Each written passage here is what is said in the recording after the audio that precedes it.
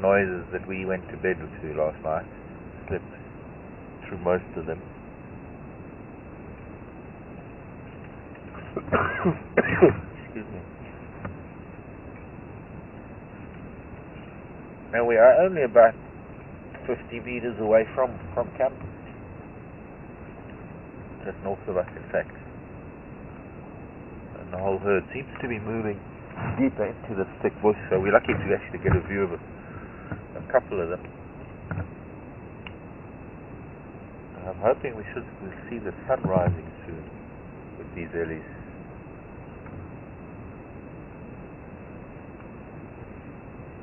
Spike fall.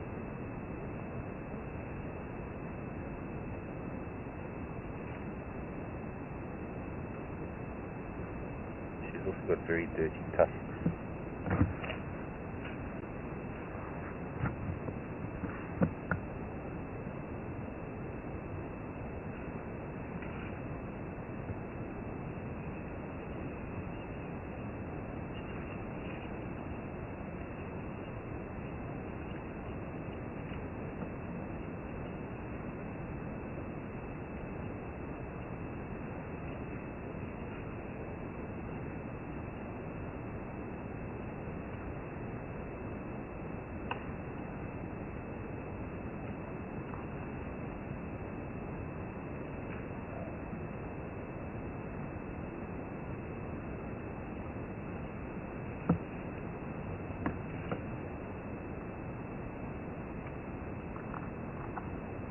Let me go.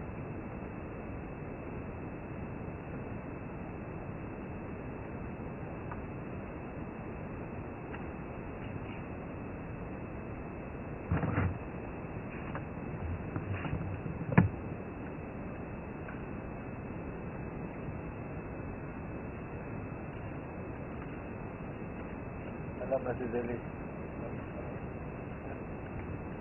I've got a bee in her bonnet.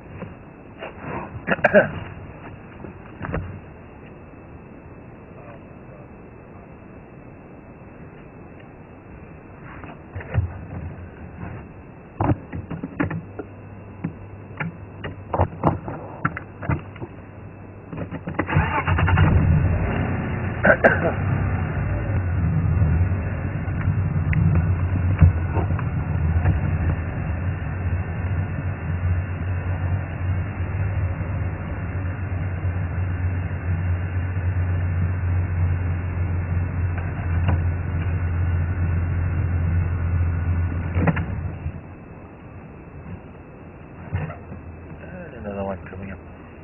Little bull.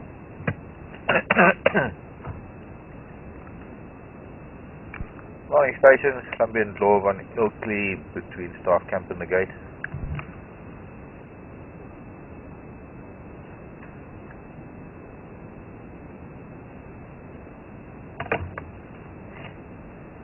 That was one that I was chatting to yesterday. Looks like he's actually torn his ear a little bit more. Maybe it was like that. Check photographs. The broken tusks.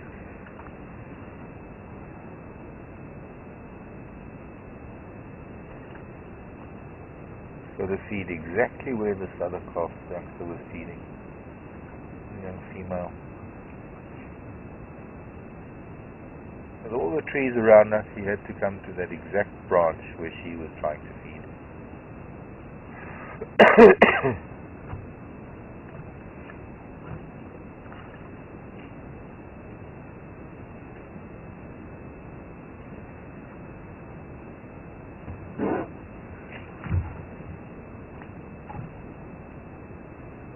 Hello, little boy.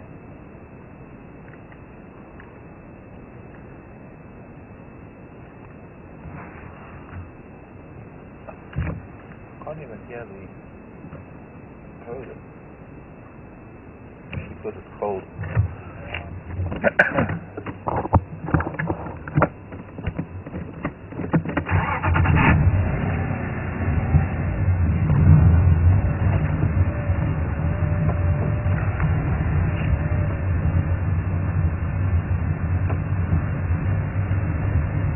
Waiting for the world to change. We're waiting for the sun to come up. Gonna head down past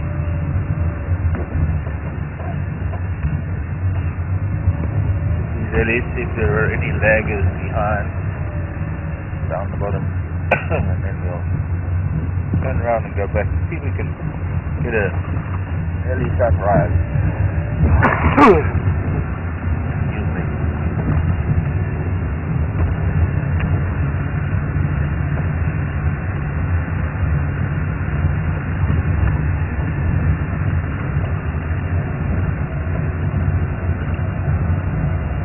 Oh, look, fresh elephant dung, fresh elephant tracks.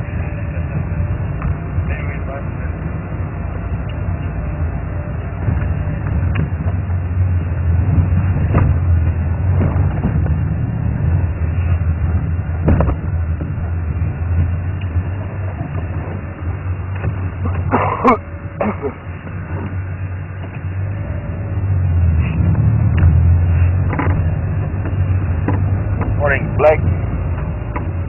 Wanting to know what trees they're feeding on at the moment. Well, Blake. How are you, Blake? Nice to have you with us again this morning. They are feeding on a little bit of this, which is Terminalia. I'll show you some of the branches. Oh, look. This branch in the road, there's the roundleaf teak. They're mostly feeding on the bark of this roundleaf teak, not so much the leaves. Funny enough, they broke that one, didn't do anything with it. See if I can find one. I'll show you how they feed on the bark of the roundleaf teak. They are feeding on the small branches and leaves of ticklebush. The one that we just saw now, the young cow was feeding on ticklebush. Excuse me.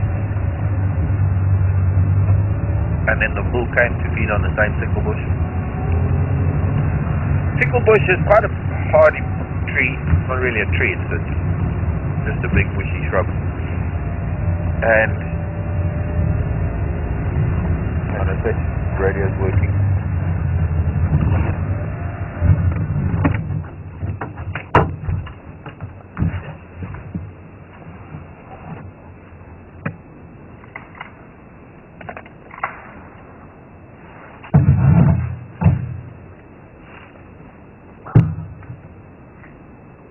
You can hear some of the trees going. I can't tell what trees there are that are being broken. I'm guessing they're acacias. Acacia nilotica. Oh, no, there's one that's just gone over. That's could be monkey orange. This is the roundleaf teak that they're feeding on. This is a particularly large stretch that this elephant must have picked up. Roundleaf teak because it has a round leaf. Now, as you can see, there are no thorns and spines on this, so this tree already has quite high tannin levels. The leaves are quite leathery, so it has a physical defense that tells us that the leaves aren't very well utilized by game because it hasn't developed any spines or thorns to defend itself. So it probably has tannins that it in the leaves, and the texture of the leaves is not that great. But for elephants, they eat the bark, and they'll break these saplings. They're not really saplings; it's recoppicing from trees. Every year they break the trees, and the trees grow new stalks. And the only thing they do is they put it in their mouth and they chew the bark off. This elephant missed a few pieces. She didn't get to all of it. But this is freshly dropped. There's still moisture on here. This is a bit of elephant saliva as well as moisture from the bark. And I'm not too sure what nutrients they're getting out. I'd have to ask a friend of mine who has studied the different nutrient content of different trees that have been eaten by elephants and are utilized by elephants. This is one of the things that they're eating is roundleaf teak. This is a particularly large branch that was broken off. And most of them are a little bit smaller than that. And they mostly only eat the bark and the bottom part of those branches. The sickle bush that it was eating is known as Dicrostachys cinerea. Dicrostachys comes from, well, it refers to the flower. And if I could, I would show you a flower. But there aren't any at this time of the year. But it refers to, well, if we just break down the name Dicrostachys, di meaning two, cross, C-H-R-O-S, comes from the word chromos, which means color, and stachys, which means flower. Dicrostachys. Cinerea refers to the grayness of the leaves.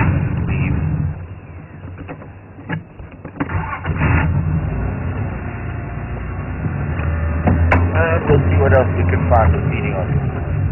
Acacias are getting to the branches as well as the Dicrostachys branches that they're using for fiber and roughage, as well as the nutritional content of the leaf. They're also feeding on the bark of some of the zebra wood. That's what this one, see, what are you on there? Little one. Tearing apart a zebra wood, Dalbergia melanoxylon. One of the most beautiful heartwoods that you can find. But that's a very small one, it wouldn't have a heartwood in it.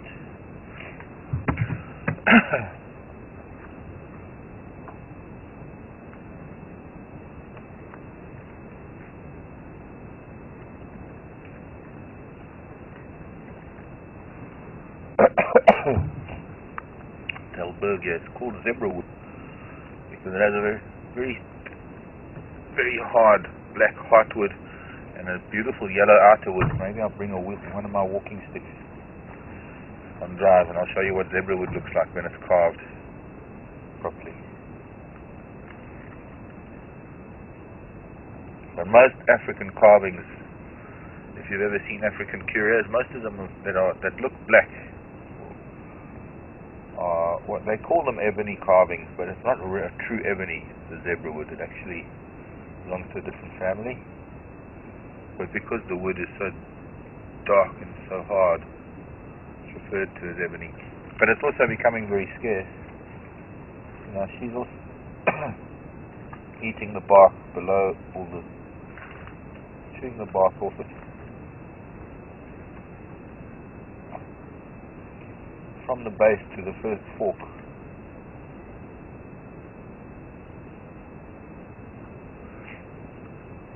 So the beautiful dark heartwood of zebra wood is becoming very scarce. So you find a lot of other woods being used for carvings, and then black shoe polish are being applied to make it look like ebony. So you've got to be very careful when you're buying stuff. But I wouldn't like to promote the market for ebony carvings.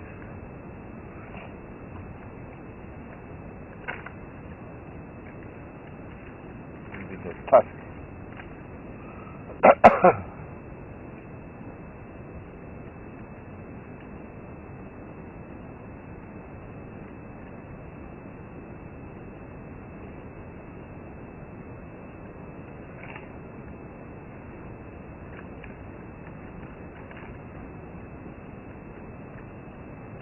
I'm trying to get more bark off of it, off of the main stem.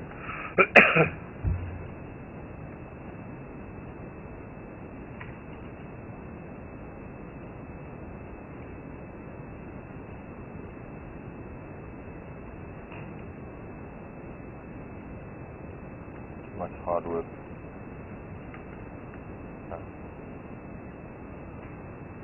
That was a zebra wood.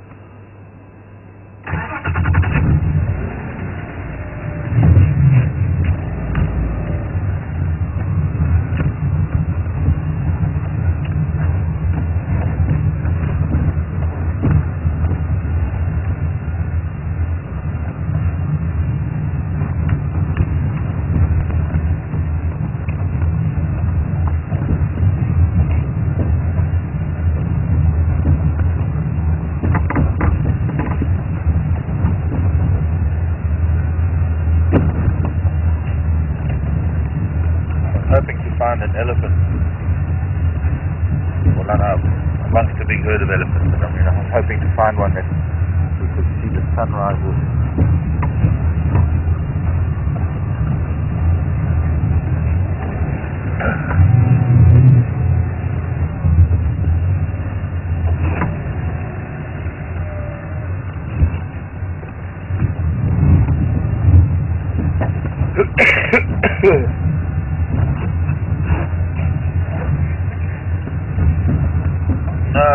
The cold gets blocks one nostril blocked permanently, but cold blocking the other one. So, and that hot chocolate has made me cough. No, it's the powder.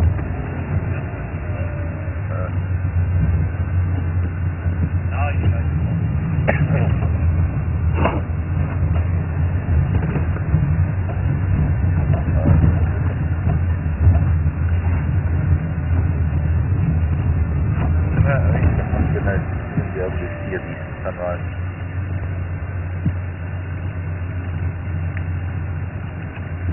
See, the elephants are so spread out, and none of them are really a good view. They all got their heads in bushes feeding.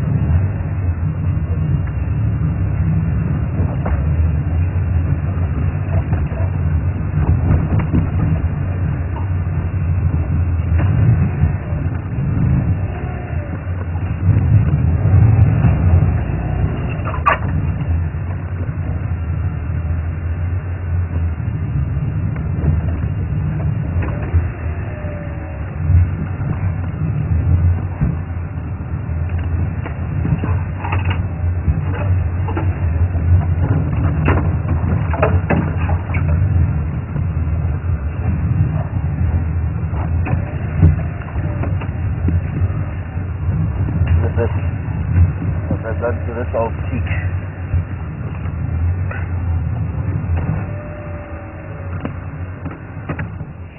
They've pulled up this bush willow as well. This was some time ago. This isn't this feeding now. This is feeding from some other time.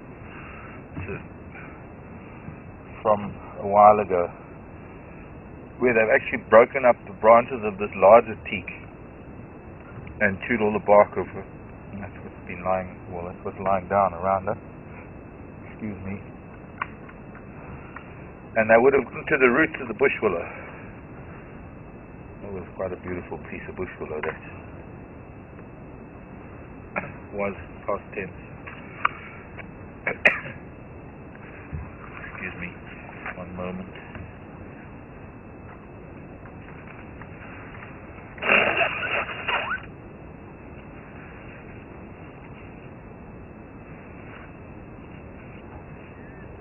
Sorry, well, what can I do? I'm sorry, everybody. Just had to blow my nose. I suppose I could get out of the vehicle. The elephants won't really like that. And no matter what I do, the microphone will pick it up. And then now that machine's starting to... Yes, Becky.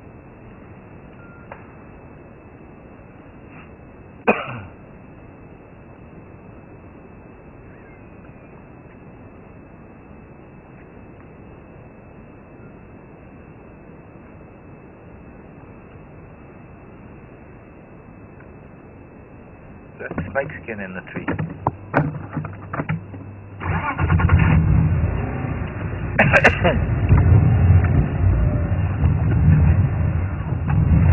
It is.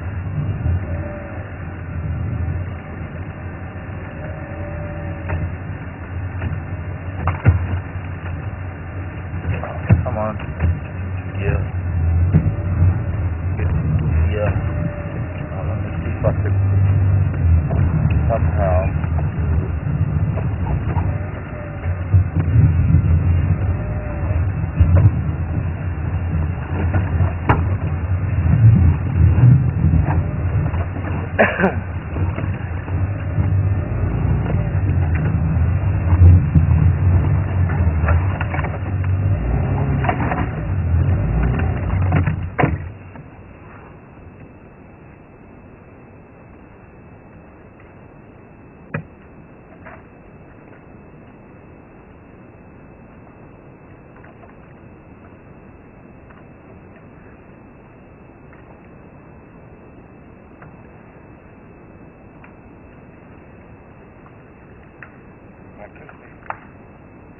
Stamps are soft and brittle.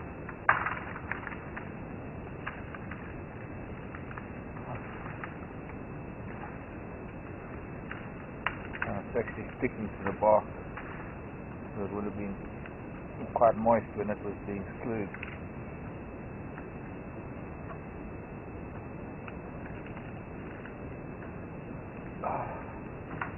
There's the front end. Just there for now. And the tail end. This has been here for some time. I'll leave the tail end. But let's able to maybe see what it was.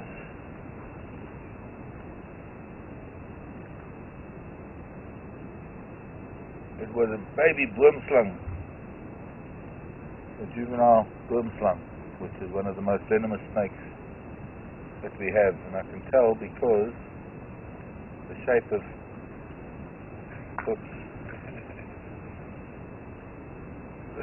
that head, but also I can see the big eye, and you can see the size of that eye for the size of the head.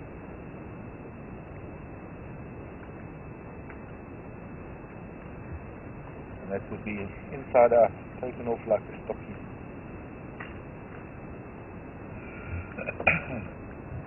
And the really?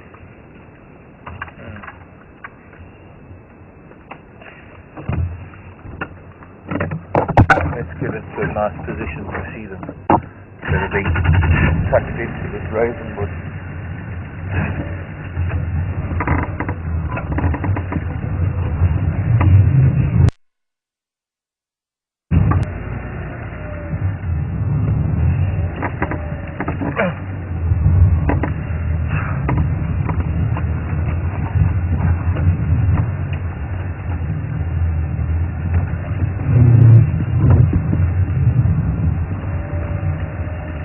Coming to take the other elephants been feeding on the peak. It's not often you get such a big piece of teeth. And now the rest of it's going to go.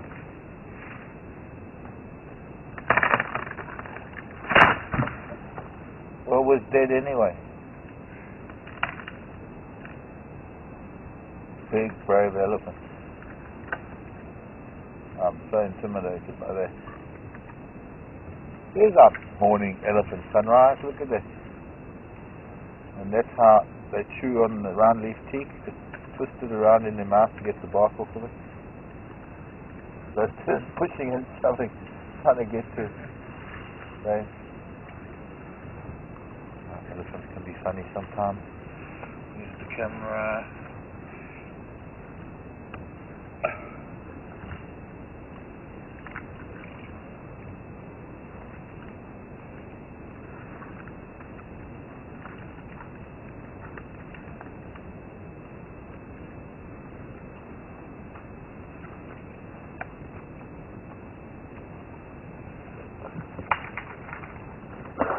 What? I was just taking snakeskin out of the tree. Some sort of objection to me touching the tree, smelling where we were and what we were doing. And I didn't eat any of this, I promise you. None of this was me. I just happened to be standing here, just in case. You don't throw sticks either, girl. That's pretty early. Hello.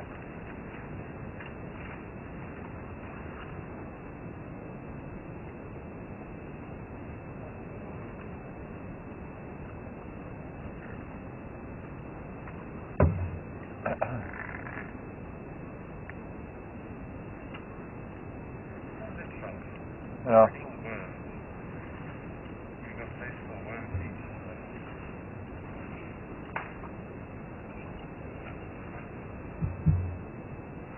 Not as cold this morning as it has been on other mornings. In fact, it's cold. Oh, there goes another big tree. Suddenly there's more sunshine. Opening up the forest. opening up the forest, and then all this dead wood that's on the floor, feeding the new trees that want to grow, giving protection to new trees that are going to grow.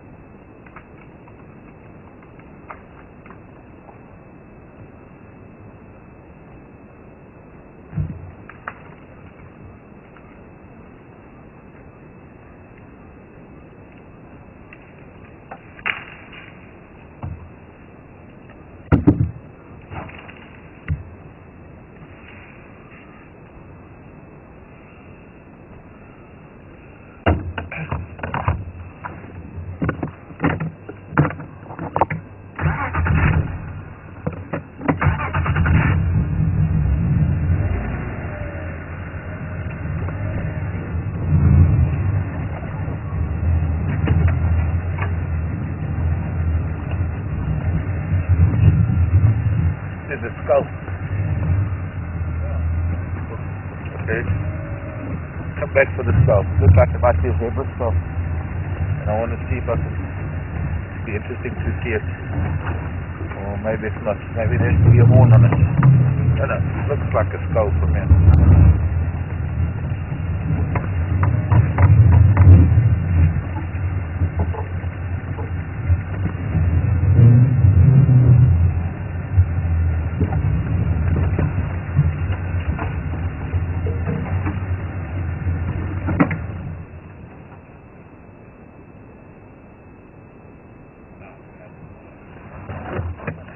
Always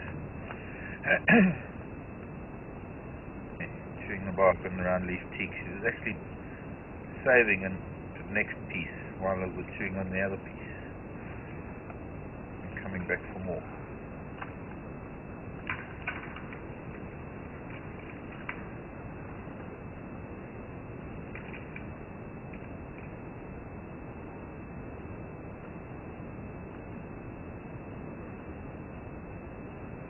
Good tusk, little one.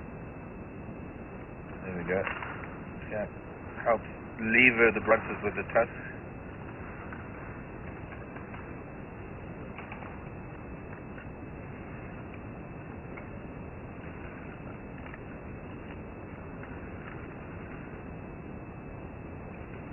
Let me go forward a bit.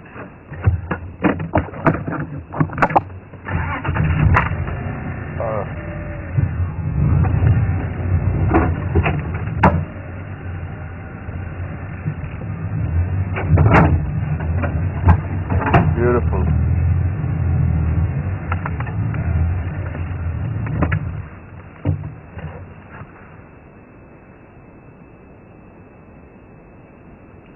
Here comes one of the big females. Coming to see what this little one's up to. Come and have some of this teak, madam.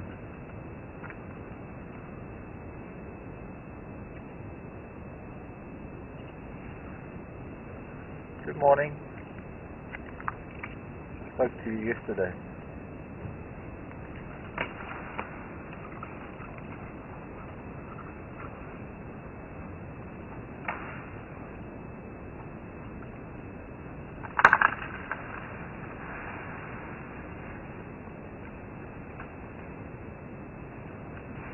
Hey, she must have heard me talking to you about how they twist the round leaf teak in their mouth and get the bark off of it.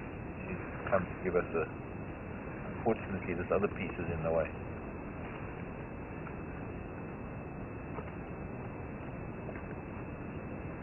Like a conveyor belt. Goes in one end and comes out debarked the other side.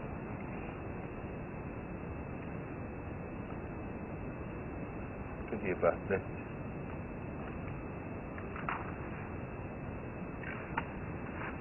Break this piece off, this dead piece, and we can see you better.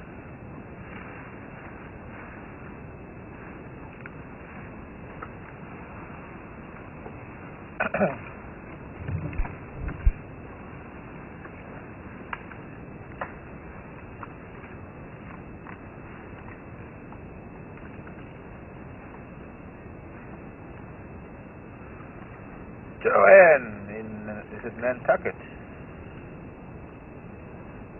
Joanne, do elephants retreat to graveyards when they're ready to die, or is it a myth?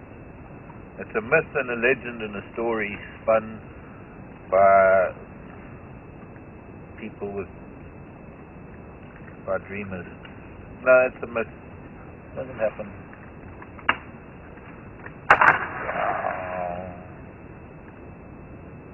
Just gonna get some bark off of there. Or you're just gonna break the branches.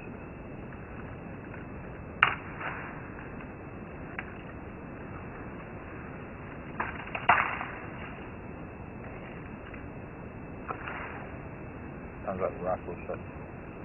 No, Joanne, it's a myth. It doesn't really happen. There's no such thing. Otherwise, by now, after people have ventured into every corner of Africa, you'd see pictures of elephant graveyards, and people would have gotten rich off of the tusks, because that's what would have happened, is that there would have been this big quest to find them, so that people can go and get the tusks for money. And so, one of the myths I don't know, maybe, I don't know how the myth came about.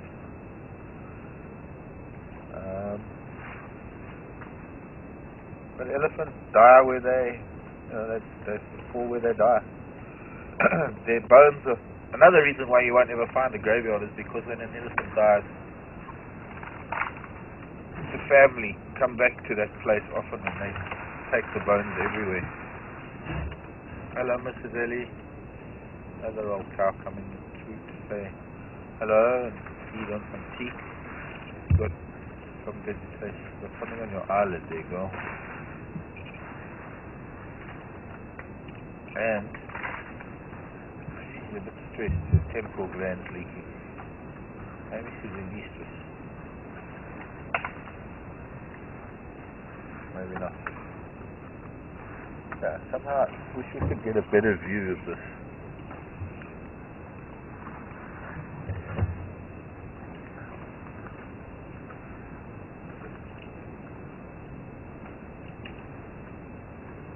Hello, little boy. You got your prized pieces. And looks like a little piece of zebra wood, actually. Black in the middle. Oops. Okay, maybe have a look from that angle.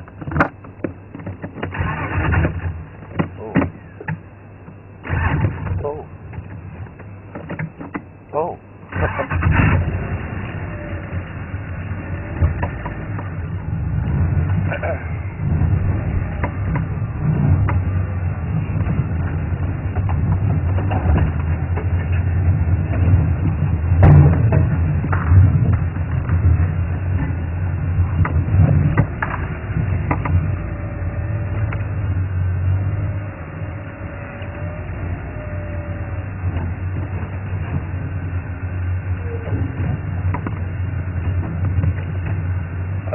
Brian and Angie.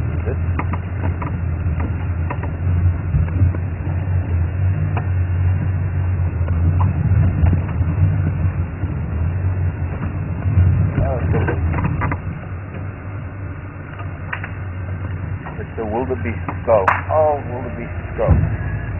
Okay, let's do this another way. I thought it might have been a zebra skull, but it's not.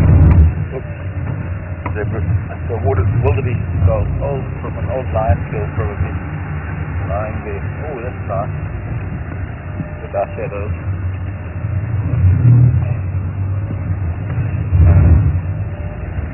Get a nice position for the camera.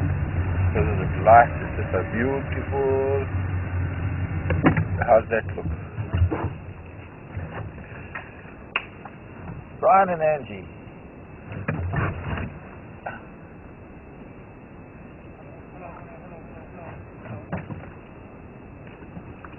Are saying, are there any small animals like meerkats or something that leave tunnels that could be harmful to the elephant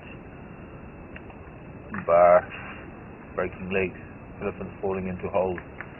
Actually, there are some animals that can make tunnel systems that can make it quite difficult, and they can actually cause a hazard to animals, not only elephant. Sometimes aardvark burrows systems, sometimes other den sites. But no, it doesn't really happen that they get broken legs so much. But yes, I've even been in a Land Rover where tunnel systems have caved in on me. Gotta be very careful sometimes.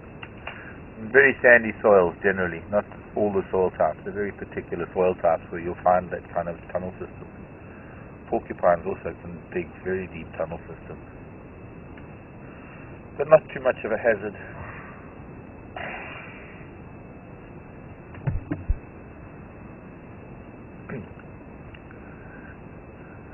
This is the best way to start a day.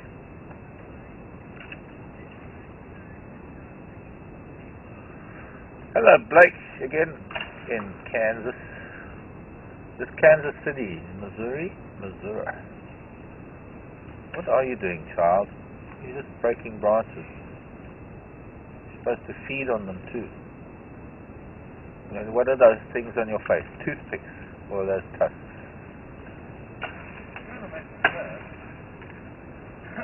Give him a complex. He's coming to show you now how I can do this.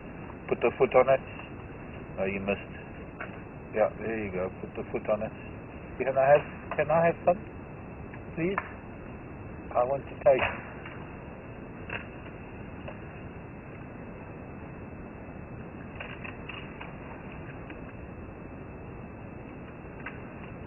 Blake is asking, what are the first birds we hear when we wake up in the morning?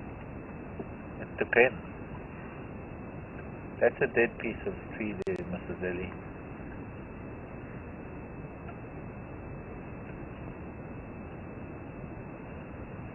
The mouth is stained from eating the bark of this brownleaf teak. That's the branch that I asked her to move earlier. It was in the way before, that dead one. She's just broken it off.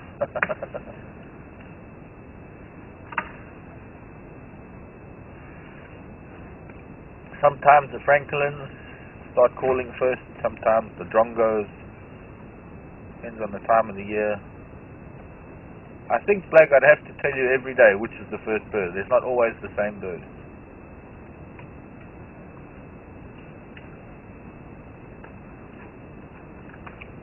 And you got bored with that very quickly. I don't recognize this little boy. He's got a very particular crease in his forehead. You see that?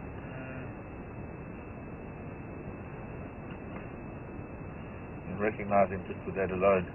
And look, he'll say he's quite a hairy little boy. He's like got a marine brush cut. Number 1. And a unibrow. Sorry, I'm really going to give him a complex in a minute.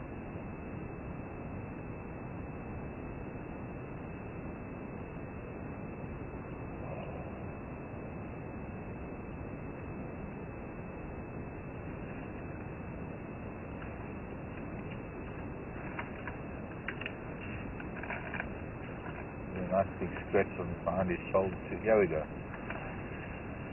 Push it. Come on, you can do it. I just decided not to.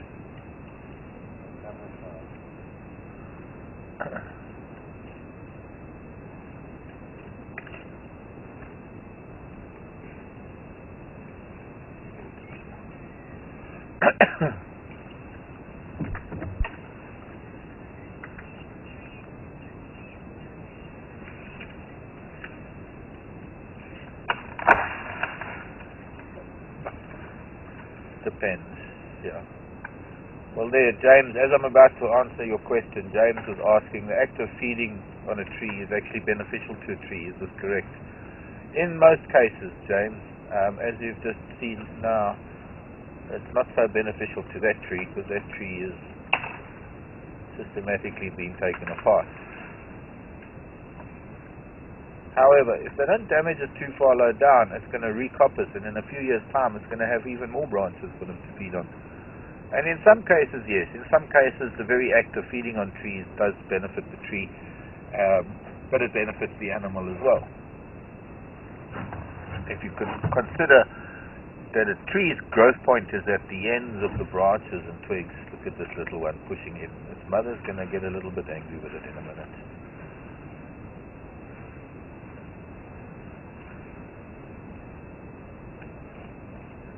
Why don't you take the food out of your mother's mouth, like some calves do? So when a growth point is, like when you pruning a tree, the next time round it's going to have 2 or 3 branches where you pruned one. So for animals that see, look, taking the food out of mom's mouth, learning what mom is eating. Step on it. Okay, just leave it. Here it comes, here it comes. On top of me, not on top of me. Oh, here we go.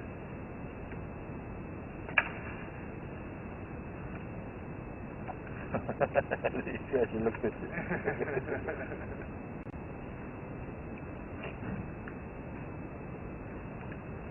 Okay, we'll calculate the angle. The angle and the length of the tree and where we situated. It's not for us to calculate, it's for her.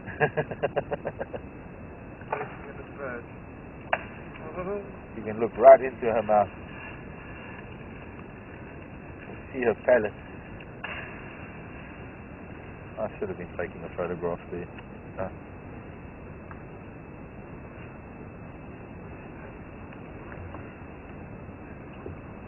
No, come back. You left a few.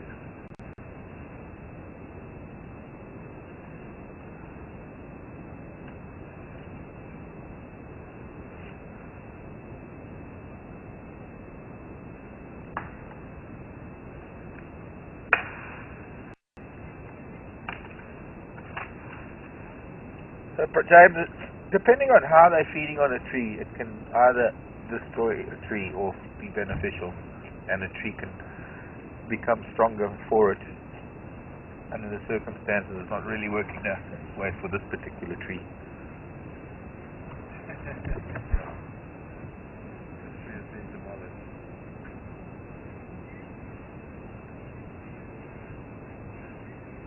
Uh-huh.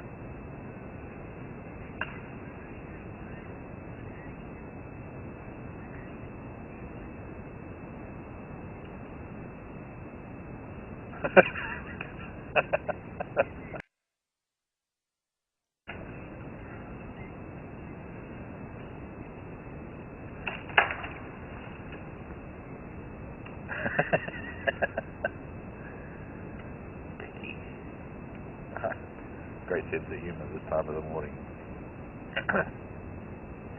Nothing to do with the question I just got there. Deborah Rose, morning. In Arizona. How's things over in Arizona?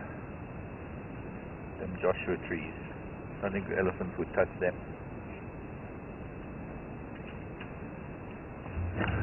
Deborah Rose asking how close to an ellie I got.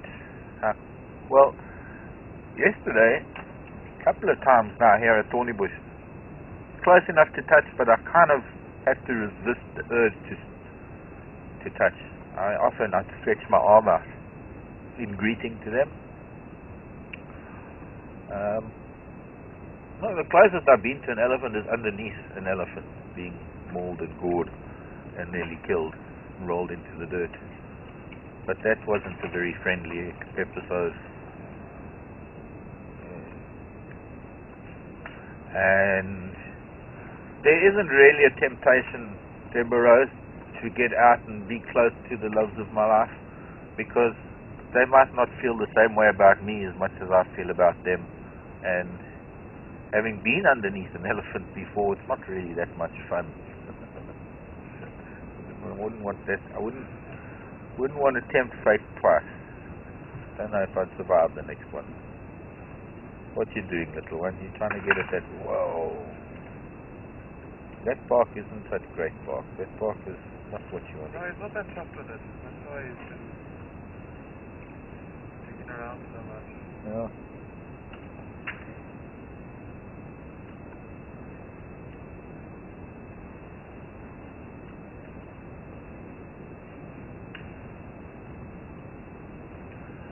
Modifying the environment.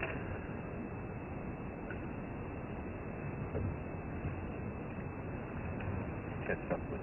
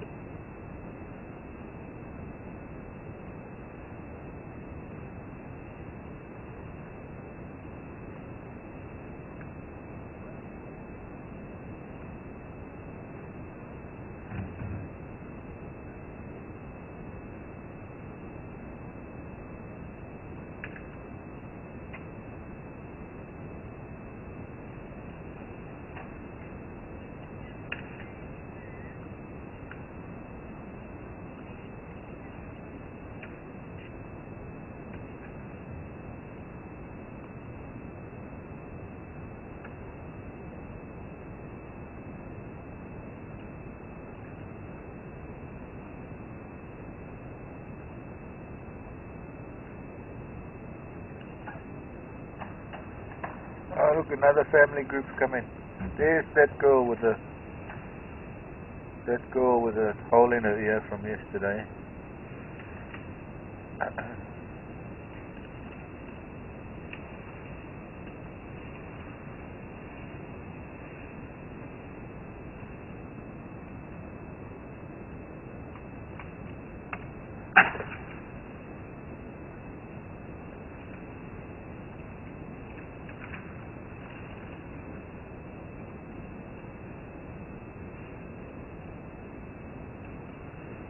See if there's any interaction here with this other female coming in. There's going to be any dominant play, or looks like it. Could be. Don't know. No, she's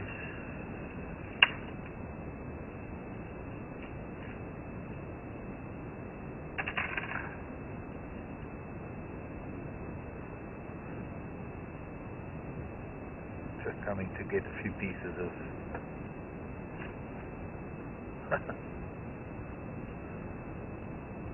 James was asking about the secretions, the temporal secretions that we're seeing on some of them, not all of them, but one or two females in the back there that are showing secretions. There's a gland between the eye and the ear, like this old girl. She's got a little bit of liquid coming out of her temporal gland. For females, it's a sign of. You see how she carries that? She tucks it in between her trunk and her tuck. Somehow they've just been given a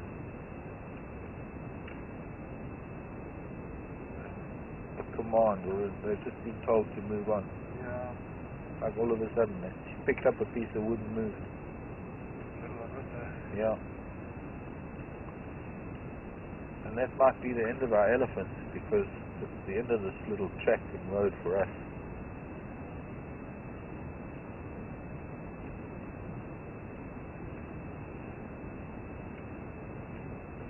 And So we there's can keep up with them.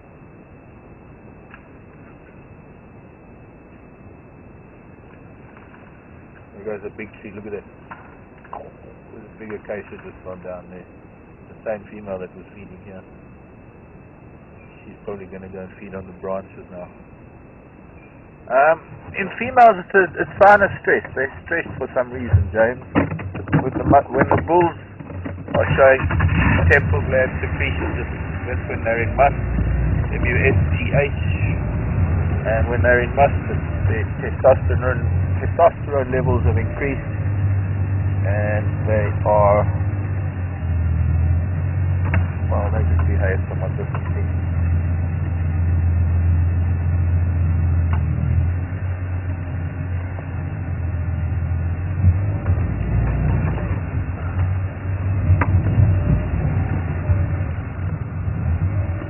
Quite a classic skull lying on the ground.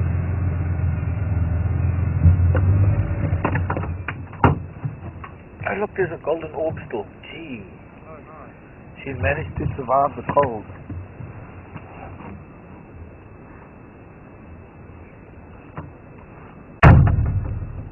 Of lion or hyena. But the one thing that, if it was a zebra, I would have had something else to show you, but it's a wildebeest, so I can show you something else. Does that make sense? It does. When I first thought it was a zebra skull, I wanted to show you something. But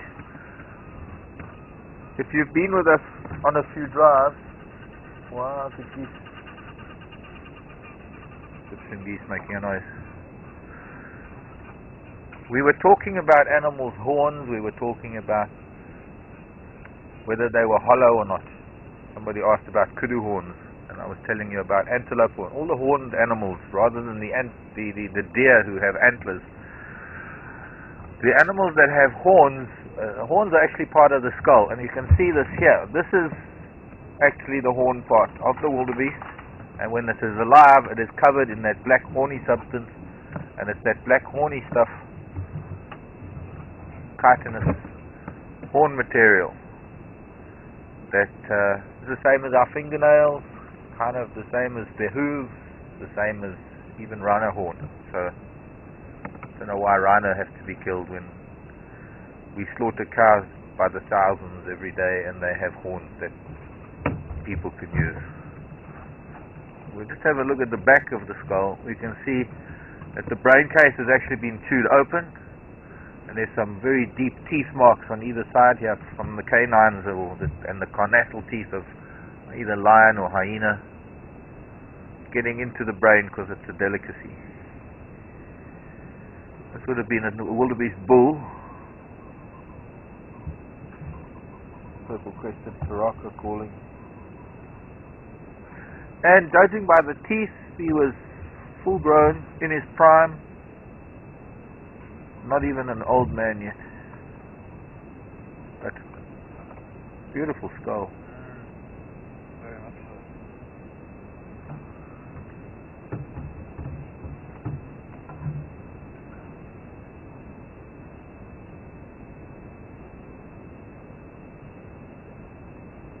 A few other bones lying around, a few vertebrae and things.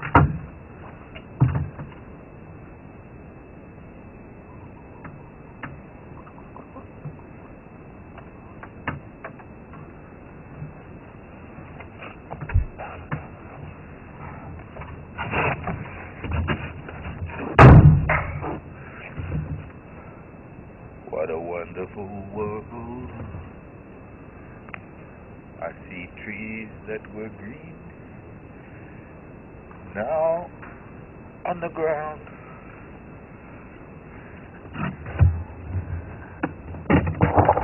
Golden orb. Actually, I must have a look at the species. Might be one of those.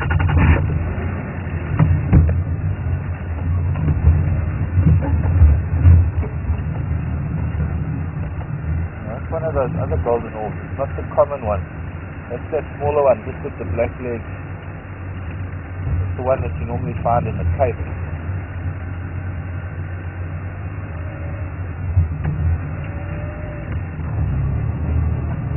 This monkey origin in a way. Maybe I can do this. Golden orb in June. Can you Adam and Eve?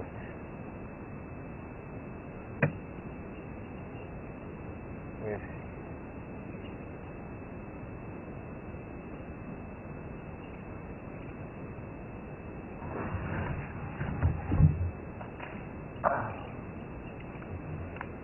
Oh.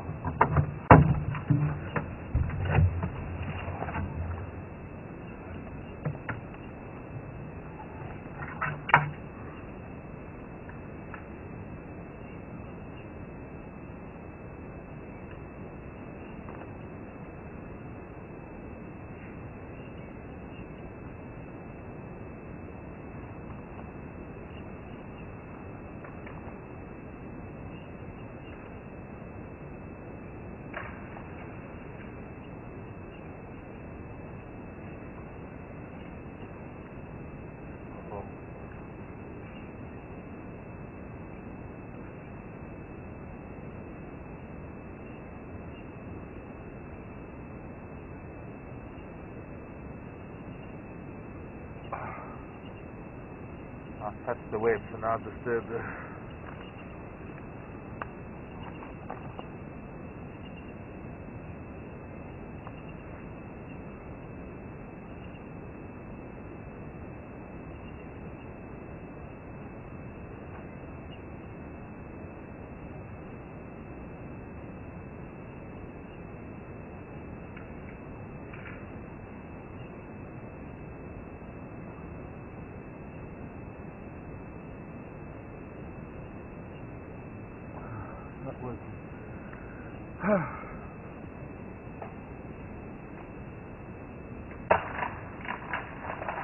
That was a big one.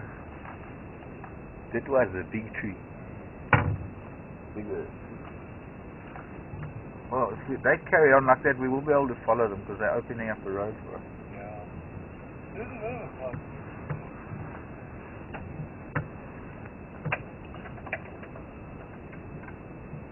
It's not a very common species, a golden orb actually. All the other ones, the yellow ones, the ones that have got red bands on their legs, they're all dead.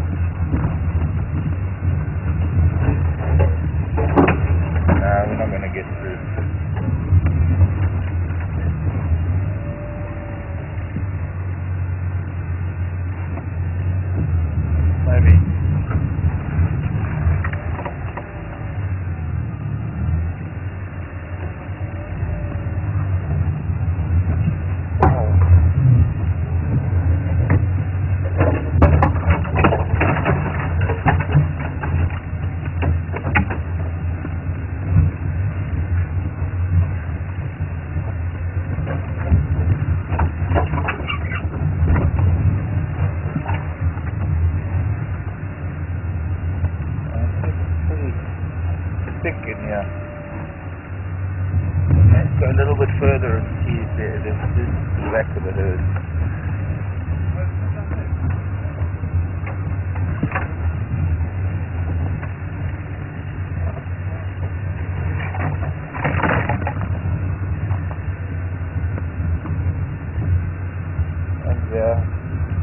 And there, everywhere. Elephants.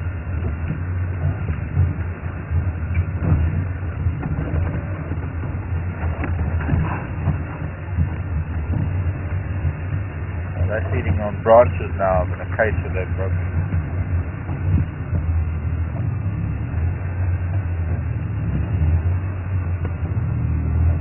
Yeah, okay, I get the message.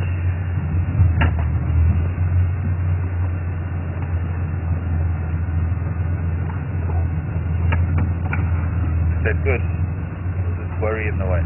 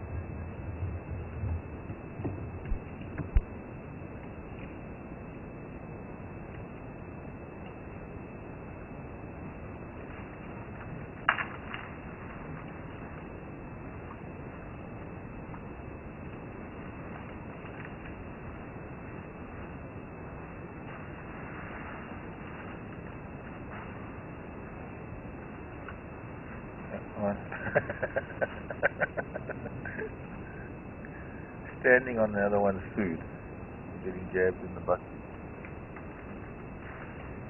No, doing it on purpose.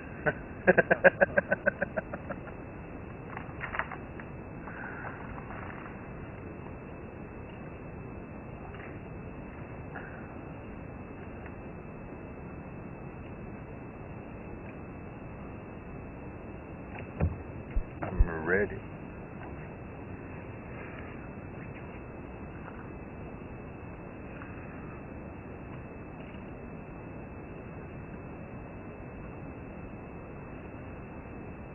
Elizabeth in Minneapolis, Minnesota. Good morning to you. Is there a difference in the faces of elephants, bulls and cows, males and females? Yes, there is. There's a difference in every elephant's face. Some of them are... Every elephant's got a different face, like we do. But yes, the features of the females are a little bit sharper. They have a squarer form, much squarer forehead, much more sort of longer face. Depends on the... no. But yes, very much so, Elizabeth. Not always that evident, not always so easy to tell, but generally sharper angles on the female faces, higher cheekbones.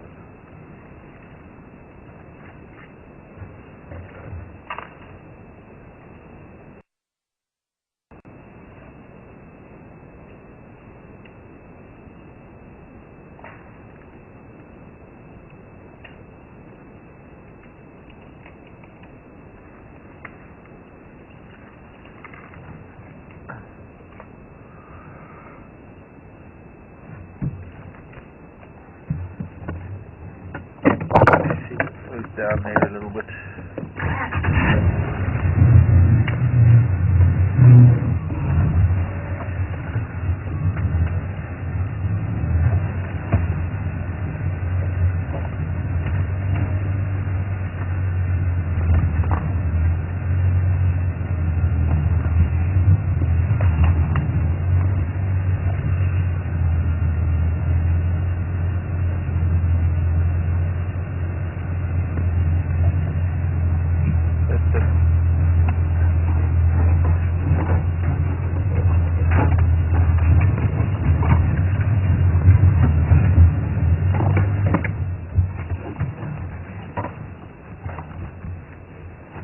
You again.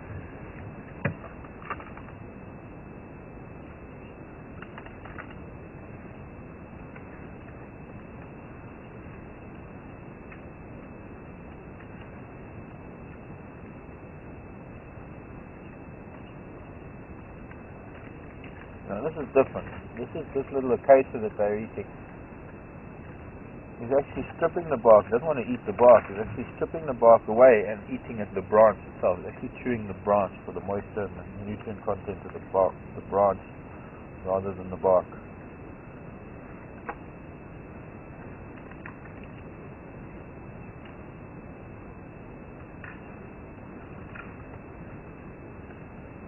That pulls the bark off. Can I help you? I've got some.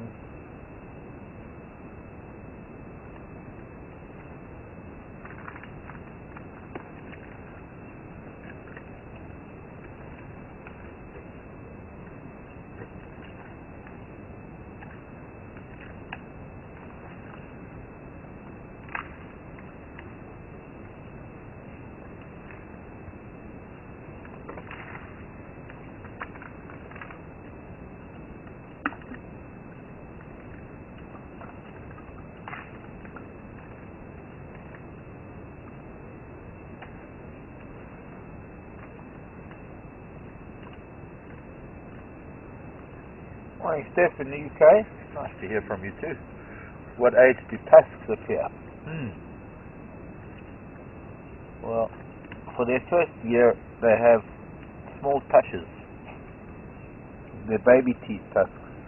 They lose that, and then from about the age of 2 to 3, they're permanent headed tusks. start appearing. But sometimes, depending on the genes, depending on genetics, whether the tusks grow out or not. Because sometimes it will take a while. Sometimes they appear within the third year, even.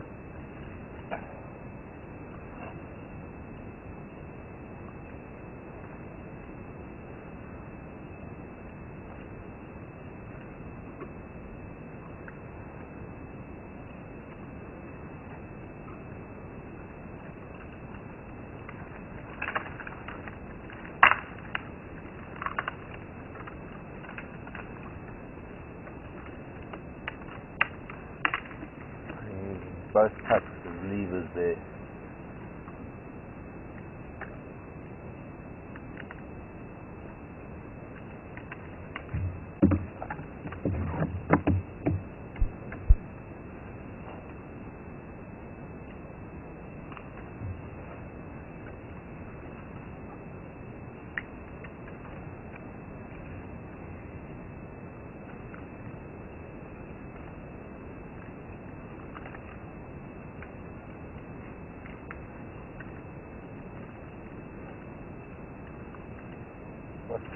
Oh no.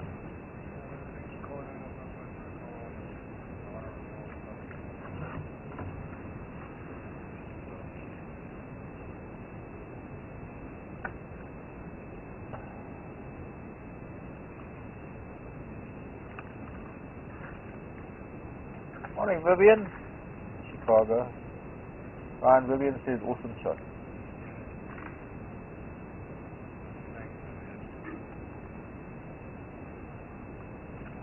Vivian wants me to talk about the fingers on the ends of the trunk. I don't know what's this. I'm not too sure what I can tell you, other than that if you can just looking at him using, especially this little one, watching them use this. It is like a hand, the end of the trunk. And quite dexterous, extremely tactile, and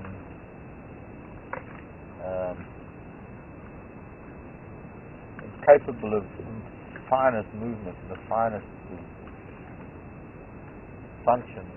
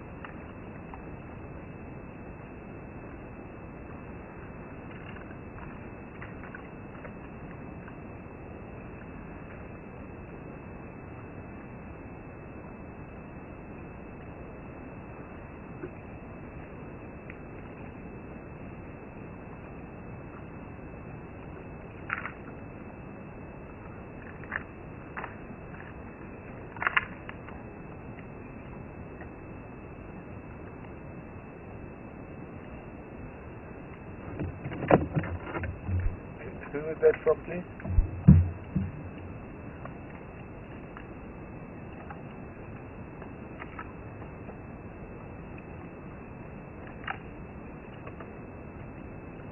Popcorn Girl.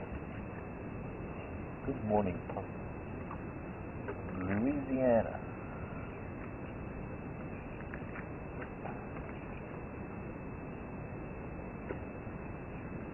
Popcorn Girl wants to know the shape of elephant teeth. Are they flat like horses? Yes, they are, but different to horses. Well, elephants have quite unique teeth, in fact. They have these huge chunky molars, or it's a set of molars rather than individual molars. They're all combined into a big molar set. And because of this kind of thing that they eat and the kind of diet that they have, because of the roughage and the abrasive quality of plant material, even grasses, if they were to only have 2 sets of teeth, they would die before they were 20. And nature gives them 6 sets of these molars, and there's no time for them to have a set of molars being used and then lose that and wait for the new set to come in the way our teeth do from the bottom, because they'd go hungry, they wouldn't be able to feed properly. So nature has a special way of doing it as well. The teeth are replaced in a conveyor belt like line from the back of the jaw, moving forward horizontally rather than a vertical tooth replacement. And so you get an old set being worn out while the new set is already coming into the back of the jaw. So there's never a time when they're without teeth. There are always, in fact, sometimes when they're about the age of 30, 40, there could even be 3 sets of teeth in the jaw. One old set moving forward and fragmenting in the front of the jaw, the main set of teeth being the 4th set being in use at the time, and then their 5th set coming through at the back of the jaw.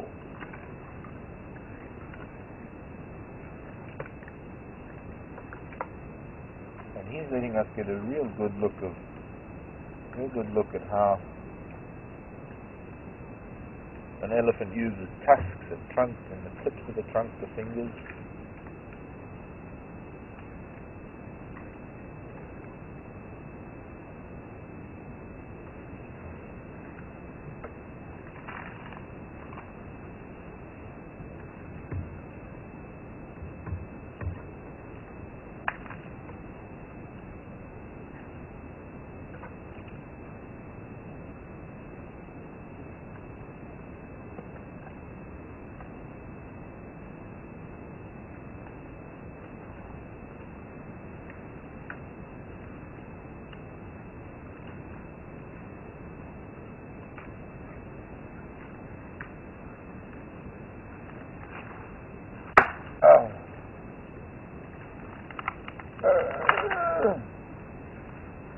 I can feel this effort being used there, pushing that piece of wood.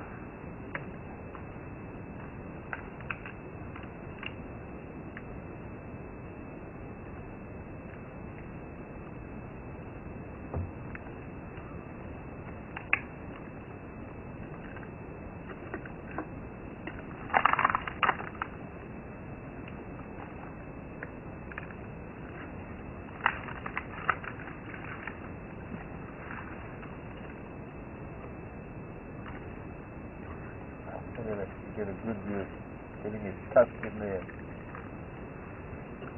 levering.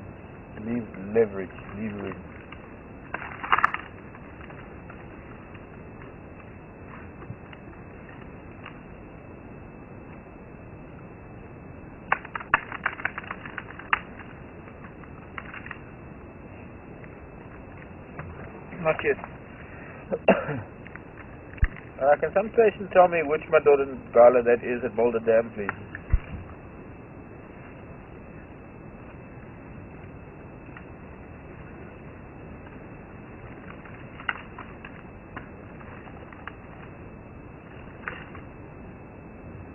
Yeah, copy. Just wanted to know which male it was. Copy, thanks.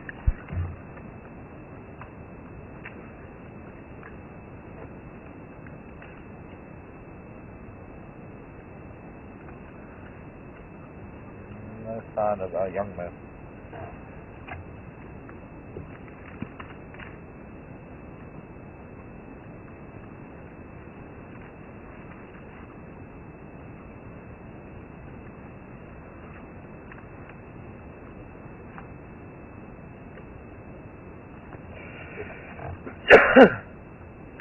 number in Love on Ilkley between Starkamp and the gate.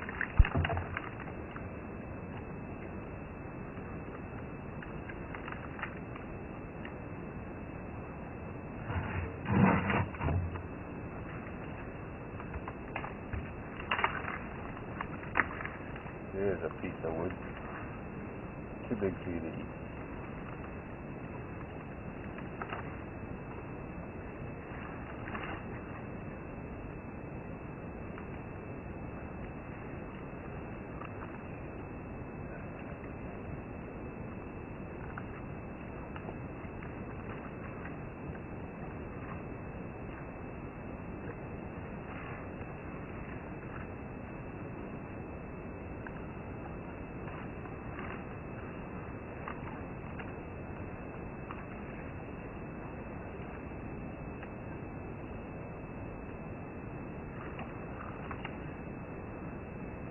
Yeah, this bull just pushed his way in here. This is the one turned it back. Sorry, this radio was going. What did you say? What did you say? I had the other radio going in my ear. Such a privilege to just sit here and watch them feeding.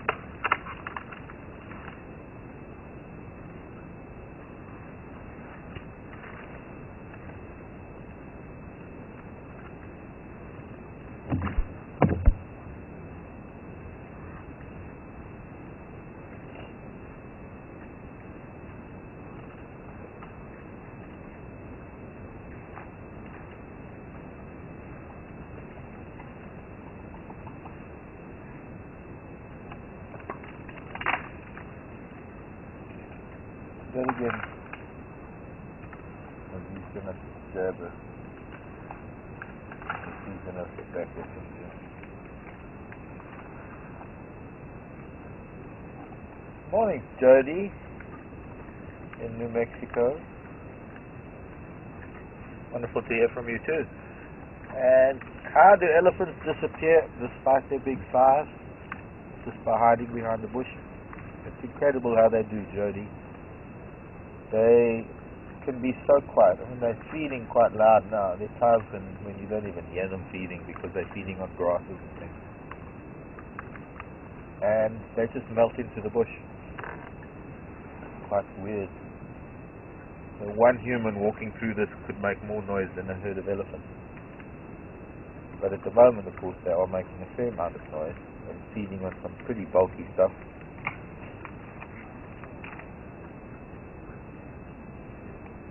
Using hands, using trunk, using tusk. Just holding the bark between the tusk and the trunk to save it for the next mouthful. Wait, you got something stuck in your teeth there.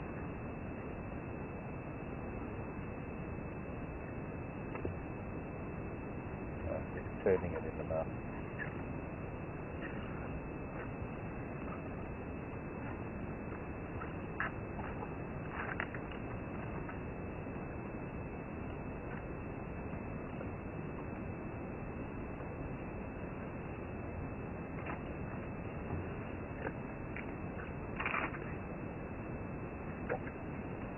Holding that piece of wood down with one foot and bending it with the other. Well, it's not a foot, it's a hand actually.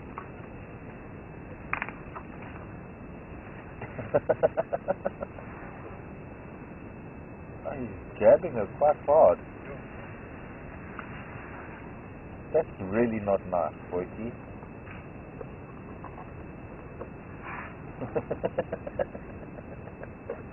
She doesn't want to move. She's got a piece of wood tucked in under her trunk. She's being stubborn. I thought she was a little boy earlier. That's not a young cow. Even I can make that mistake.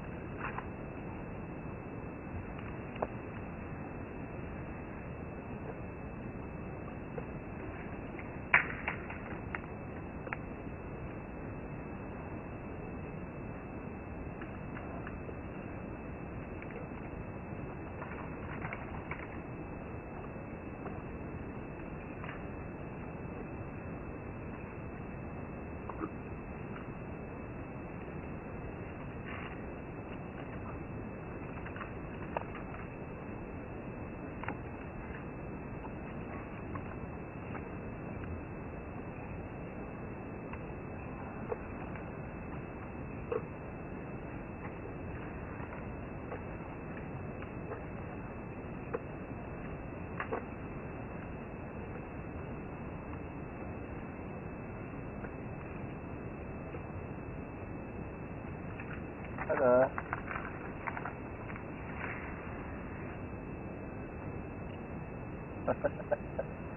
Stretching without touching.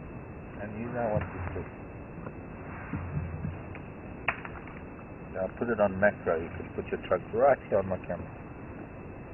Get a macro shot at the tip of your nose.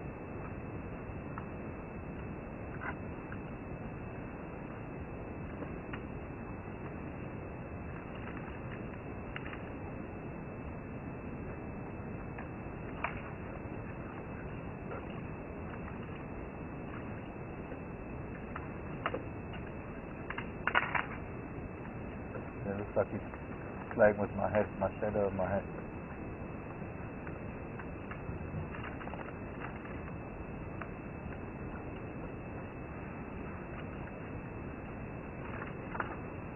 This one on.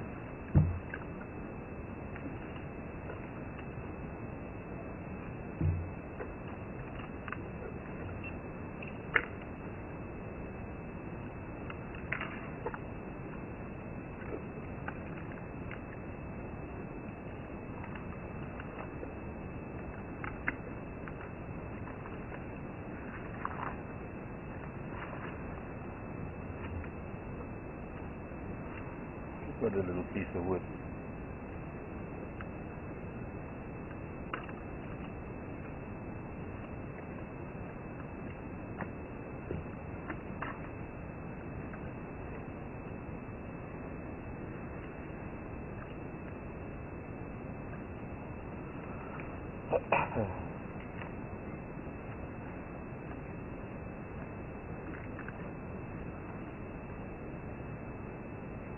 Probably could even be siblings of these two. That's why they're pushing and shoving the way they are.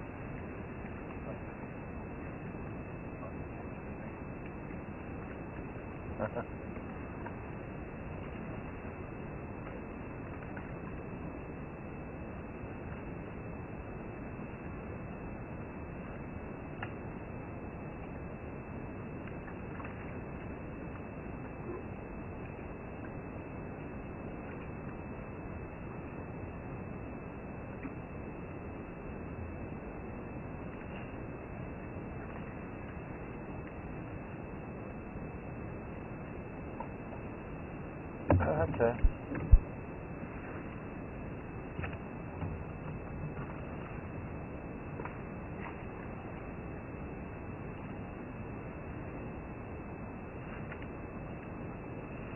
Do elephants get injured by branches that are broken by other elephants?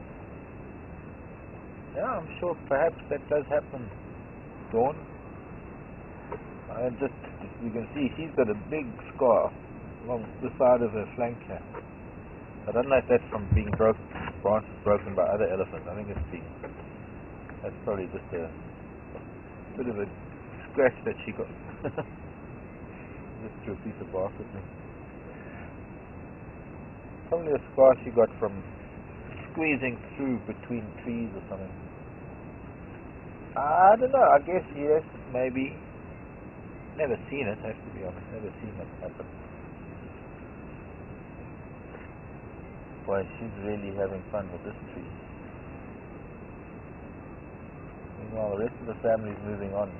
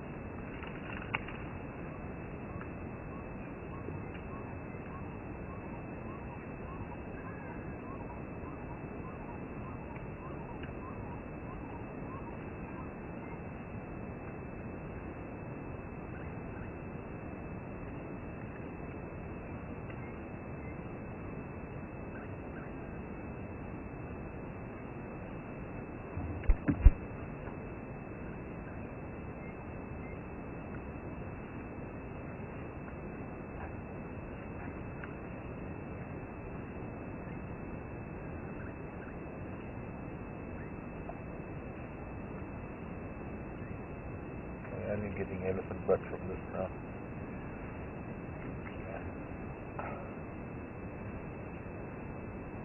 Maybe.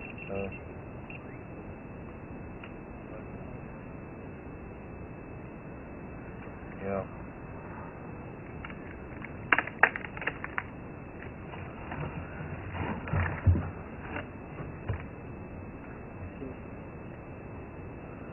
He's just going to stand there and feed on this whole thing all day.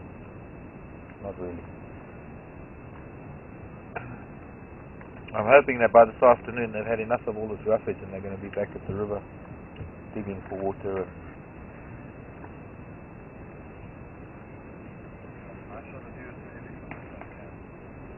Yeah.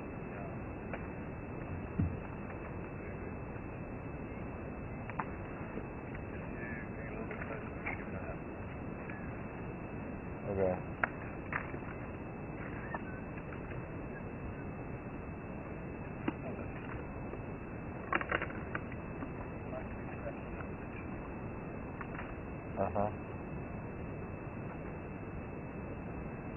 And the tummy.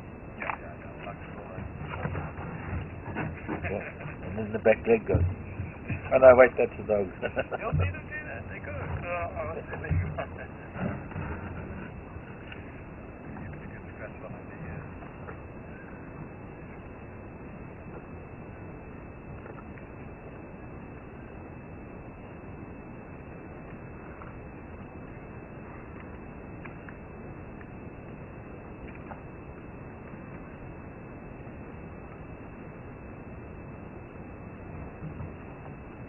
Yeah.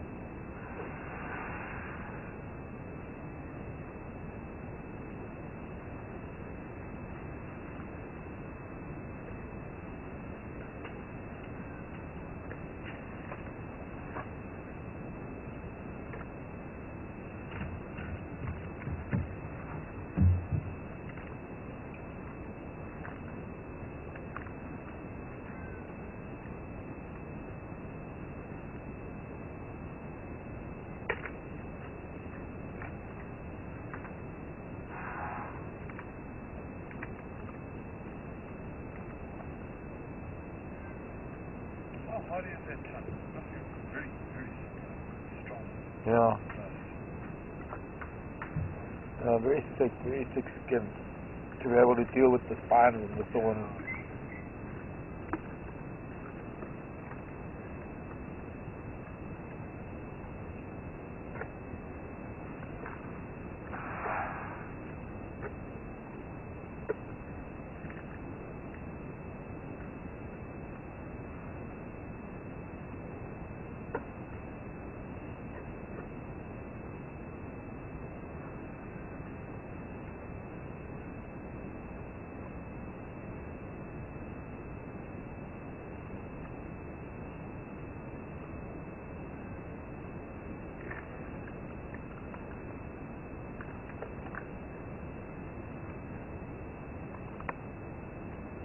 Those fine hair, well they're not so fine, but all those hairs on the trunk, sensory hairs to help them feel their way around the branches that they're feeding on. And their eyesight is good. You'll notice the eyes actually look down more than forward.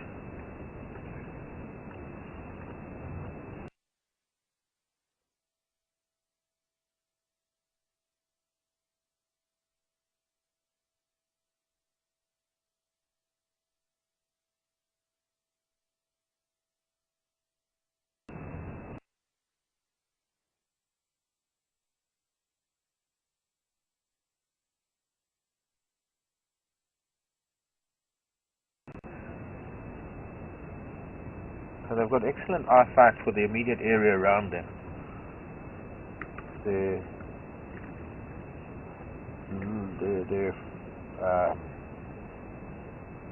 long-sightedness, that's not so great. Often when they want to look further into to the distance. They have to lift their heads up and look down, almost it's like they're looking down their noses. But it's just because the way the eyes are positioned. It's mostly because of feeding, and they don't really have to be looking for danger very much.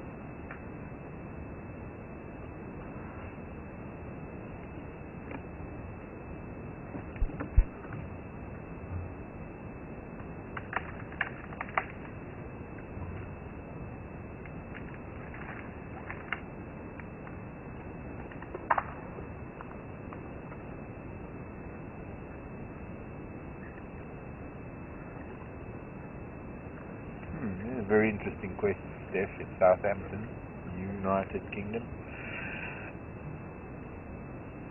Which animal processes food the best? I guess is what Steph is asking. Which animal has the best use of its food in terms of nutritional, in terms of utilize? I know what you're asking. I'm just trying to paraphrase it. Which animal? Probably a crocodile and a hyena. In terms of the amount of what? Sorry, did I say crocodile and hyena too loud? In terms of what they take in and what they digest and what comes out, probably those two species, because they can digest just about everything that they put into their mouth. Bone, hair, and everything. In terms of vegetarians, well, termites will be the ones, because termites are the things that break down plant material further than any other creature can break it down.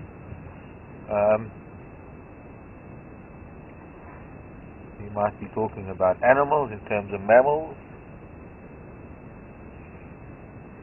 probably something like a scrub hare, because a scrub hare is what we call a coprophage. Instead of having a ruminating stomach like the ruminants, because the ruminants as well, they're also pretty efficient at doing what they do, because they have the four-chambered stomachs. But four stomachs. The scrub hare, instead of being a ruminant, the scrub hare re-ingests its dung. In other words, it eats its own dung, and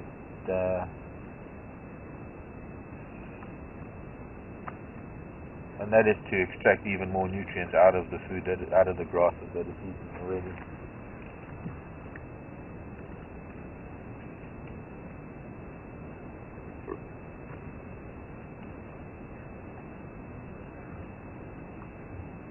I'm starting to think she's just feeding because she likes our company.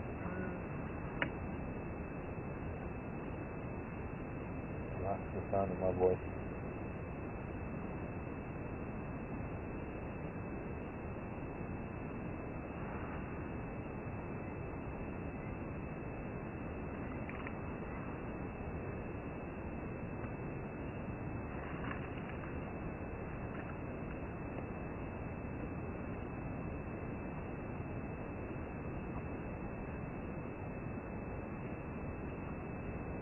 Well, which piece are you going to break off next?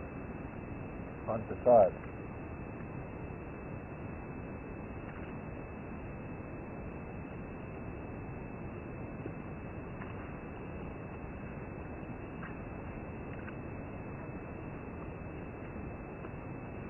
Look at that blissful look on her face and she's chewing it.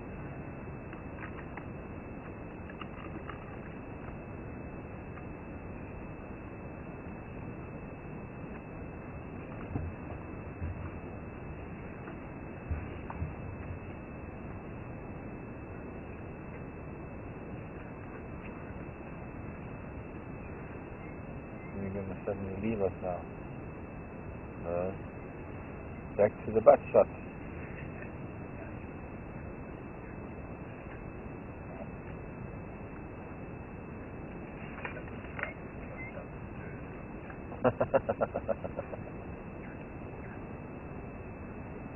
We're not laughing at you, we're laughing with you, girl.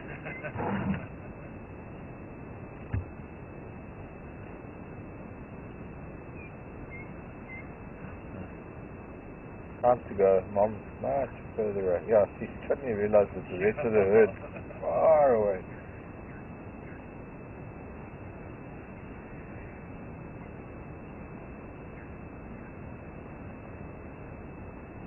And there, look at that. In seconds, just behind the curtain of green and it's gone. Yeah, blink of an eye. Yeah. A whole herd. Yeah. I mean, you could put the sound up now, all we can hear is bird song. Yeah.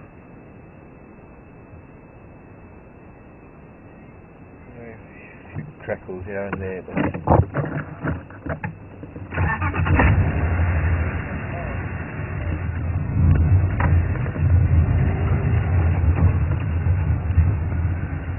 I've got to find my way out of here. The wall of green. Okay.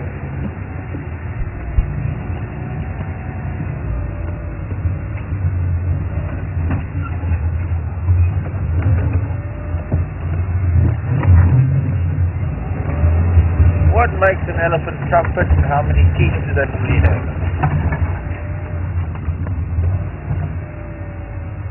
Hello, Jennifer in Port Richey.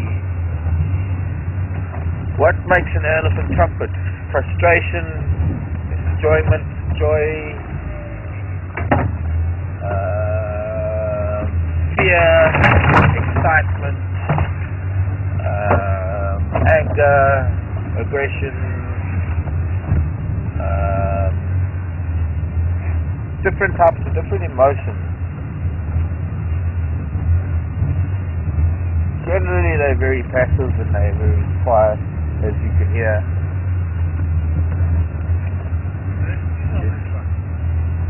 I don't know.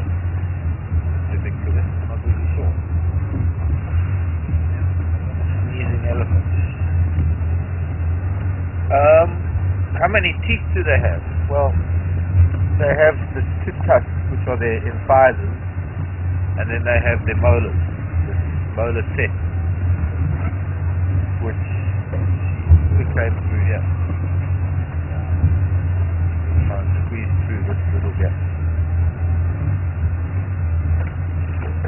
Not quite the way other animals' teeth work. Elephant teeth are different.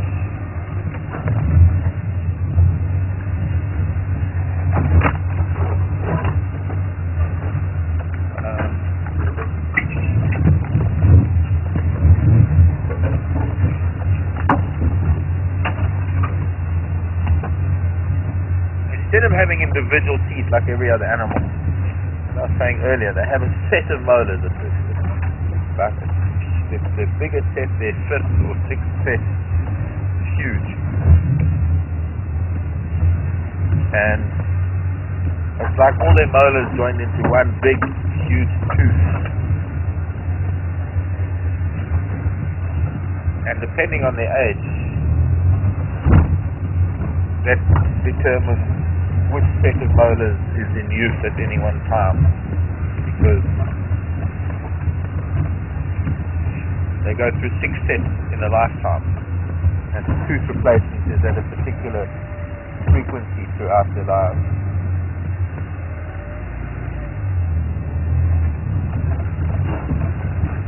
When we're with an animal, it's better to spend quality time with an animal, especially because we are really, really lucky in that, first of all, the guys had another herd of elephant up in the north, plus they've got a male lion up in the north.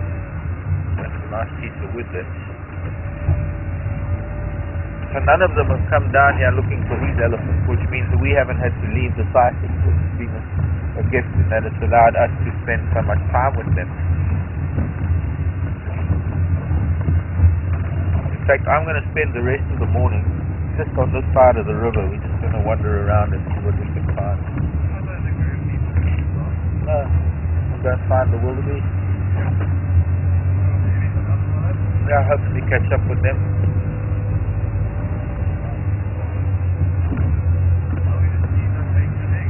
I'm hoping to find that flower, that Bohemia that I found yesterday, and then I think we were offline when I had it on camera. And there were other blossoms too. There was one flower here somewhere on this road. Pardon? Yeah, the Vernonias. There it is. And there's a Nyala too, the little family of Nyala. But right here, they've got the good sunlight on it. One lone Bohemia flower. This is my flower for the ladies from yesterday. And we didn't manage to get it yesterday because we weren't live, I don't think. But there we go.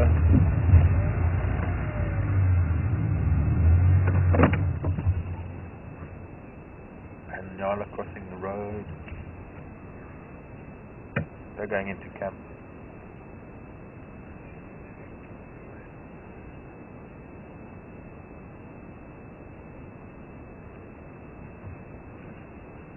This is basically our driveway, actually, for us to get in and out. Beautiful flowers. Yeah. Known as Bohemia galpinii. Let me see. Look, there's that little boy Nyala. Just one starting to come out on his head.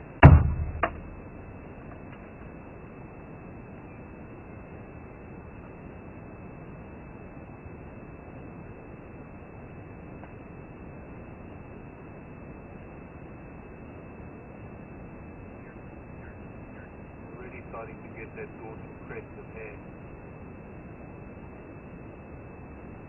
Colours not changing.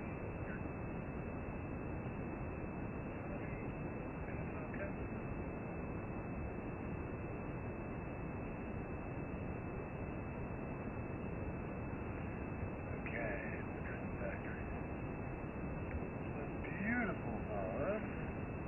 That's not too bad.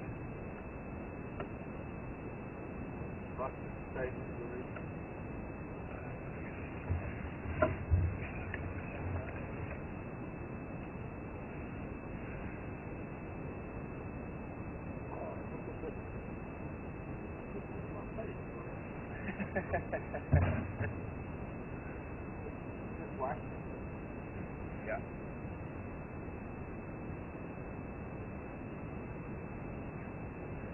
You hear me on the sound? Yeah, you're going through this little country outskirts. Yeah, that's breathing. Okay.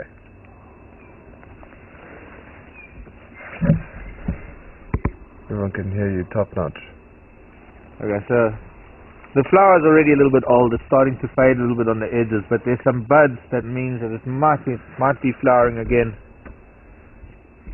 But that is a special little thing. How well do you see that in the camera? Very decently. Yeah, it's decent. That's the egg case of a praying mantis. And it might be one of those very special praying mantises that looks like the flower. Oh look, there's a giraffe behind us. Look, there's a giraffe behind me here.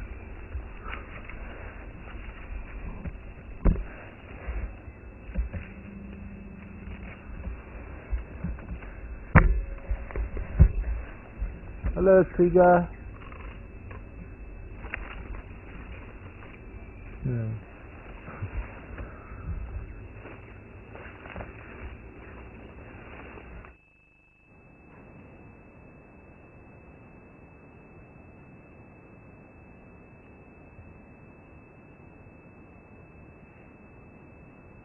Hello.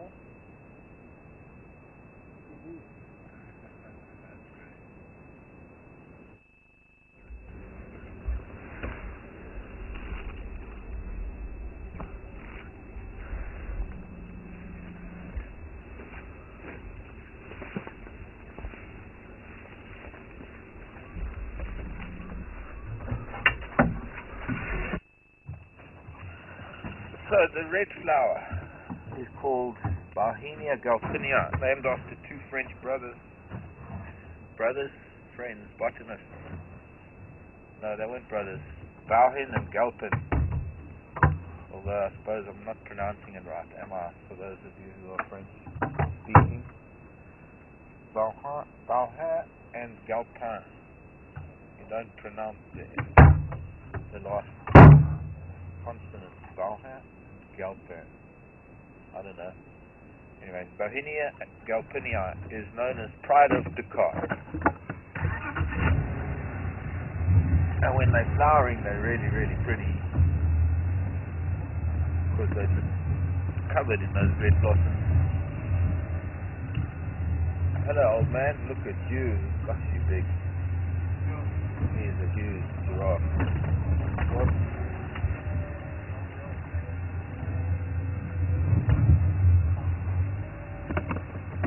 Okay, we'll just have to stop here. He's huge.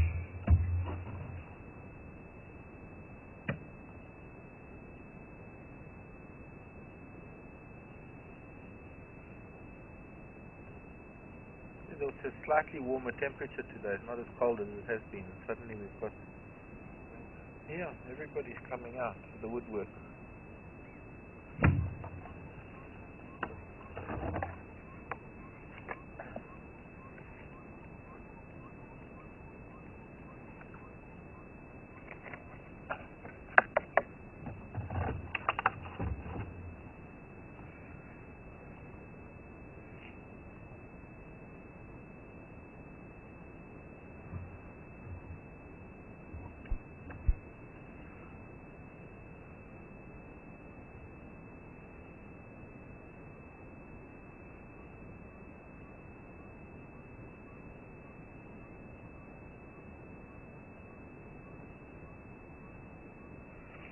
I've got a card.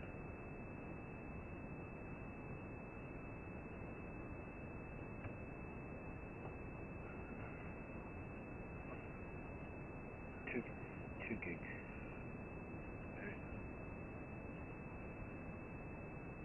Okay, what's the question, Vicky?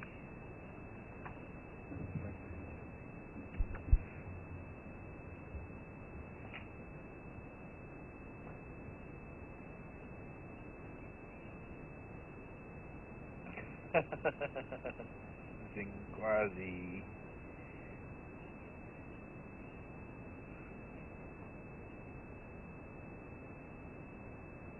Buongiorno, Carmen. Guten Morgen. Hello, Carmen. Carmen, I bumped into Carmen. It was such a strange thing. It was Christmas Eve dinner. Yeah, it was. Christmas Eve dinner at the Darnell Club near Zinkwazi in KwaZulu-Natal. Of all places, the Darnell Club is this little country club, golf club place in a... of all places. Anyways, I was there with...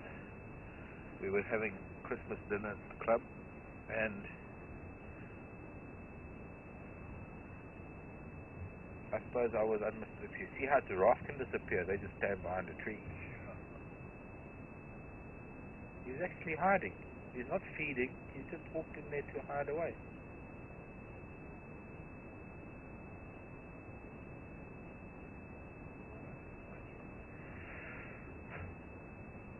Hello, Carmen.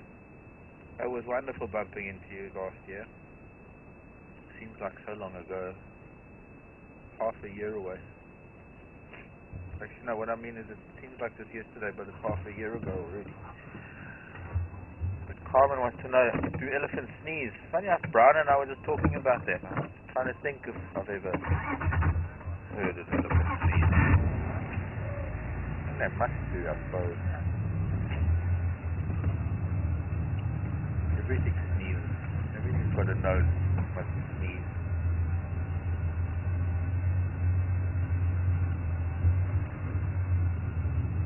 Oh, the lovely old man.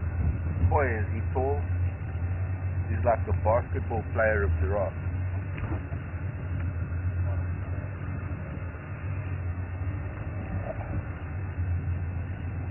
Okay, what's next?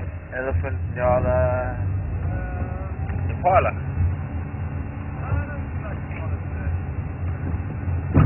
You don't look like Impala either. That's rare. I just look like one running with his head.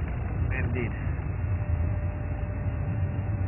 I would like to see a couple say if I will buy it and buy it. But I think that's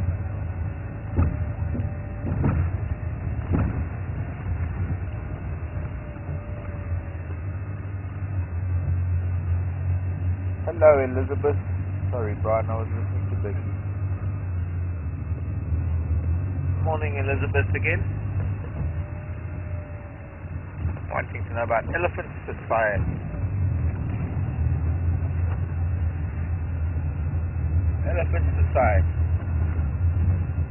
Does each family here? Each family has a matriarch, but in a big herd, you don't really have one matriarch for a big herd.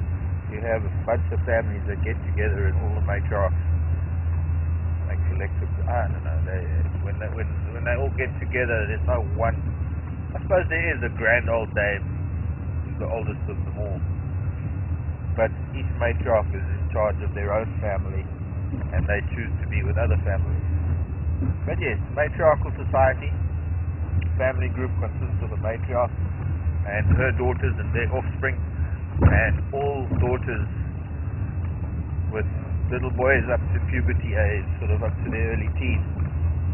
The bulls don't really fit in with that, in that bulls tend to live independent lives to the family group. They do join up with them, as we've seen today. There are a couple of bulls with that family group. Sometimes they'll stay with them for long periods, sometimes only for a short period. But the bulls tend to have their own lives, their own agendas, because bull society has a different way of doing things. So when the young males go through puberty and they become teenagers, they actually have to go and join up with other bulls and learn what it is to be an elephant bull in elephant society. There's etiquette and manners and rules and do's and don'ts. Very strict with regards to discipline and behavior and aggression. They are indeed.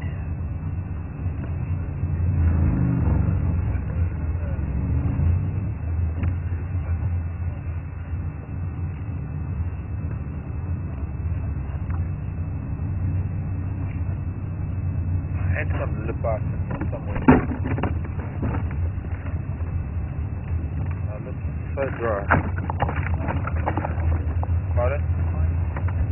I'm not putting your lip art on my lips.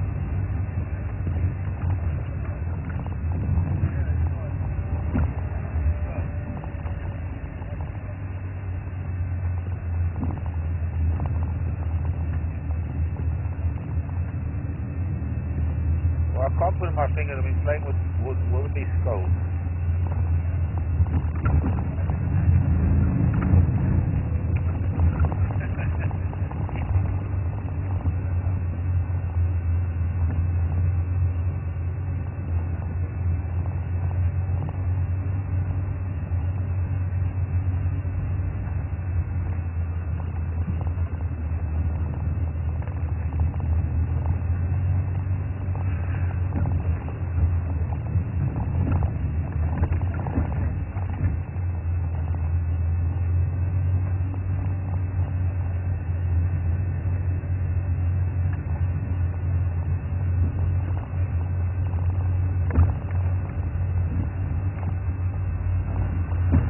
Wait, Becky, please.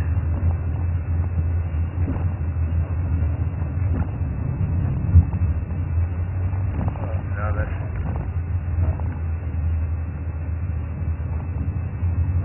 Sorry, Becky. Put that one down and one up again. Okay, try that again, Vivian. What was Vivian saying?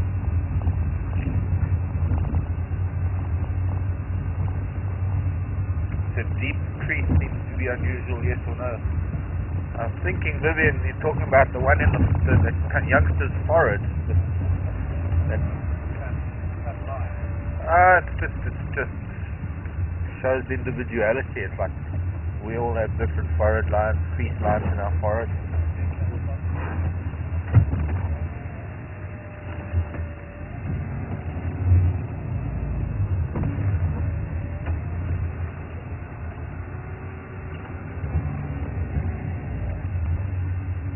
Meerkat what?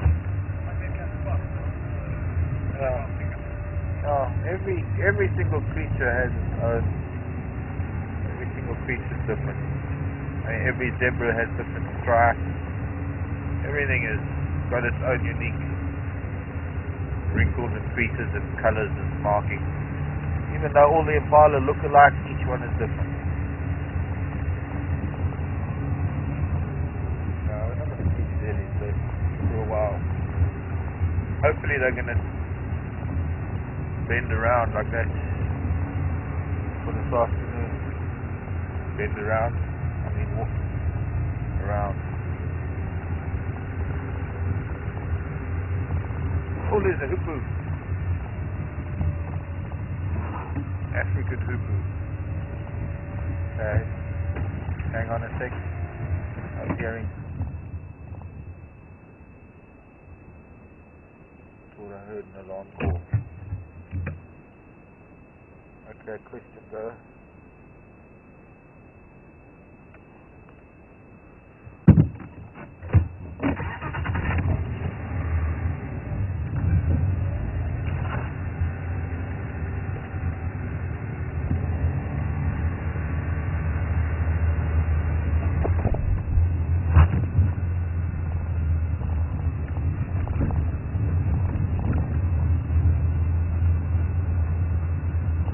Hello, Jenny, in Virginia, not Virginia. Jenny from Virginia. Hello, Jenny. How many toenails does an elephant have? 3 or 4? They have 5 toes, but not each toe has a nail, because the nails kind of works differently to us, because you don't see the individual fingers or the toes, because they're inside that big cushion of muscle that is the foot. See, I said we're going to find impala. We've got impala. Well, there's nice light, and we might see some interesting behavior. Some of them are lying down in the sun.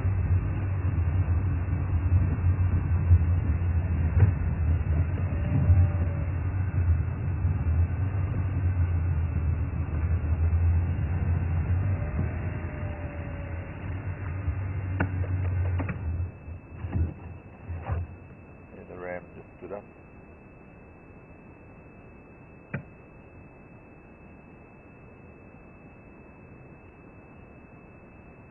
And off they go. Oh, we'll catch them on the other road. Oh, I suppose I should have said to film that.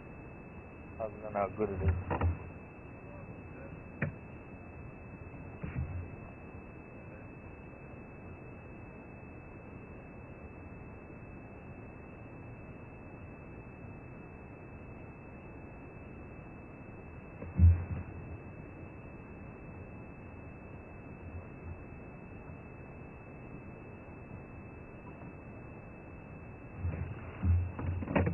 Okay, ball.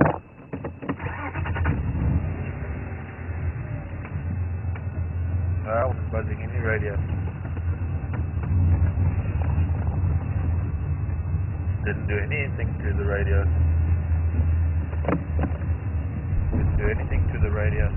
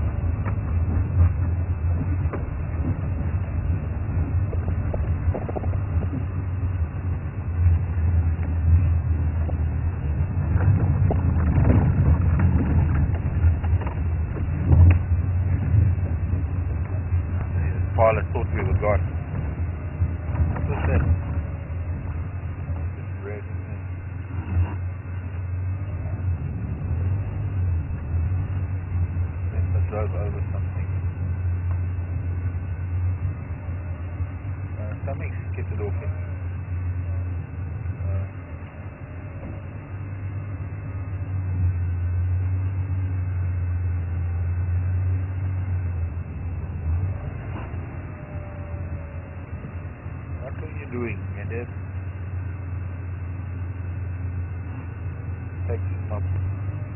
Taking rubbish.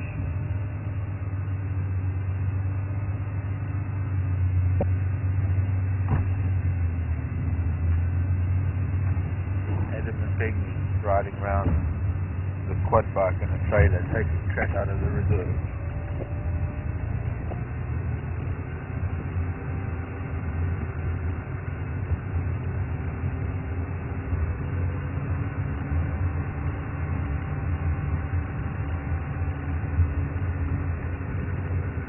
You thought I wouldn't find you, Paula? I found you again.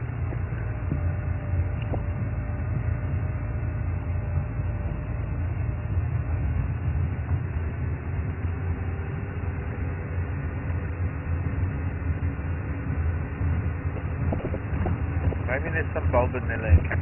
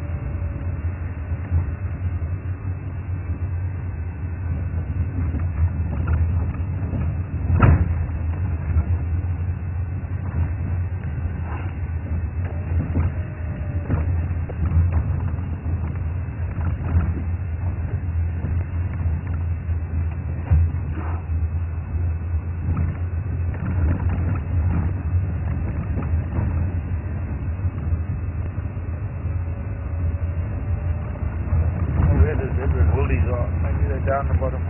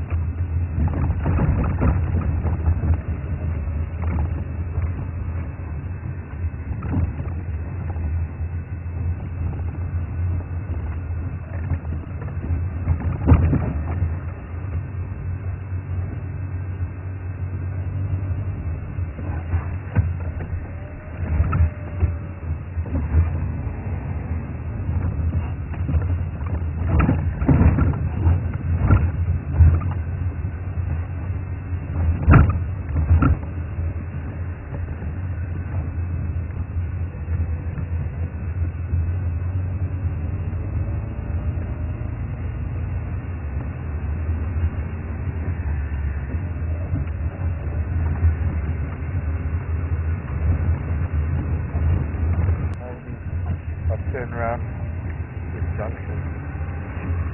Pretend we're not interested in the little thing. Maybe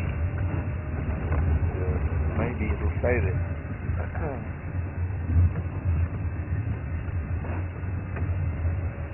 So the bus come down.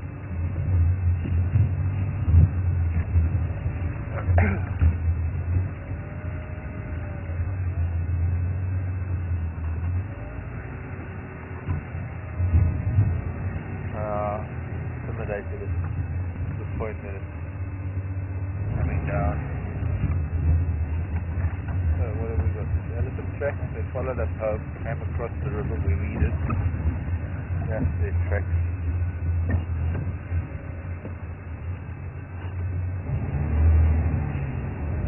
Fortunately, I don't have to follow elephant tracks this morning. I know where they are. Do a big loop around past the pan and see if anything else turned up down here on the southern part of the river.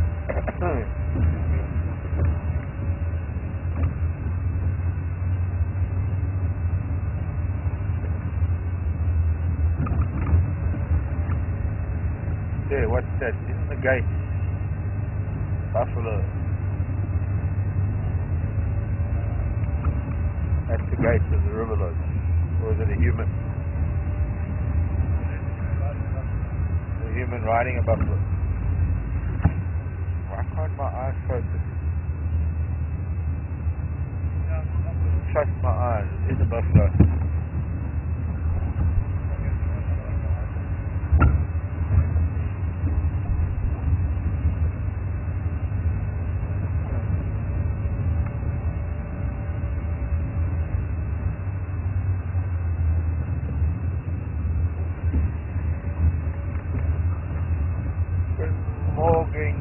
Guten Morgen. Bayerischer Mensch. Michael in Germany. Good morning, Michael. Are there any rarer antelope in this area? Roan, Sable, Eland, Sesame. There might be Eland, I don't know if there are any left. Roan and Sable, no. Sesame, no. My knowledge, but I don't think there used to be eland. I know that I remember hearing about a bunch of eland that were bought by Thornybush, but I don't know if any of them survived. Lions seemed to like them, and they didn't seem to know what lion were. Okay, we're just gonna. This is a nice bit of marketing hall. Thornybush River Lodge. That's not really a commercial lodge.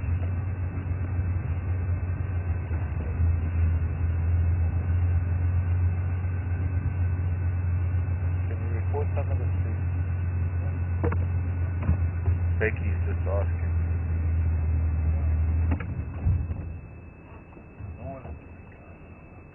Okay.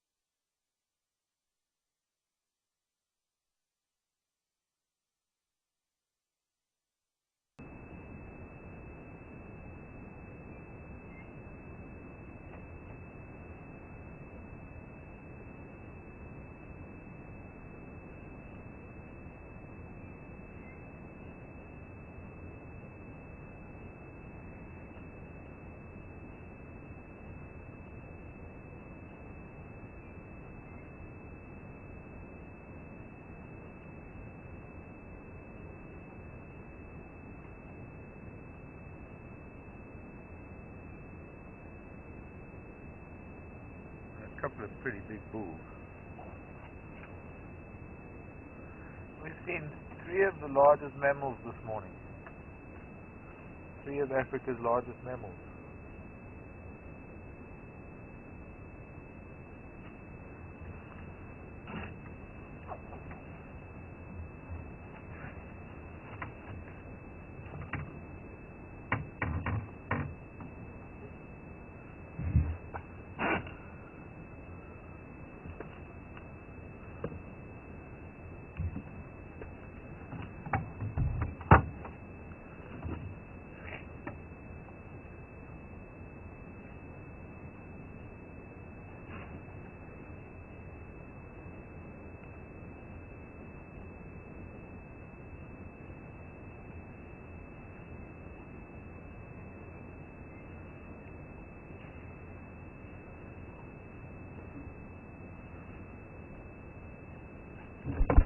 From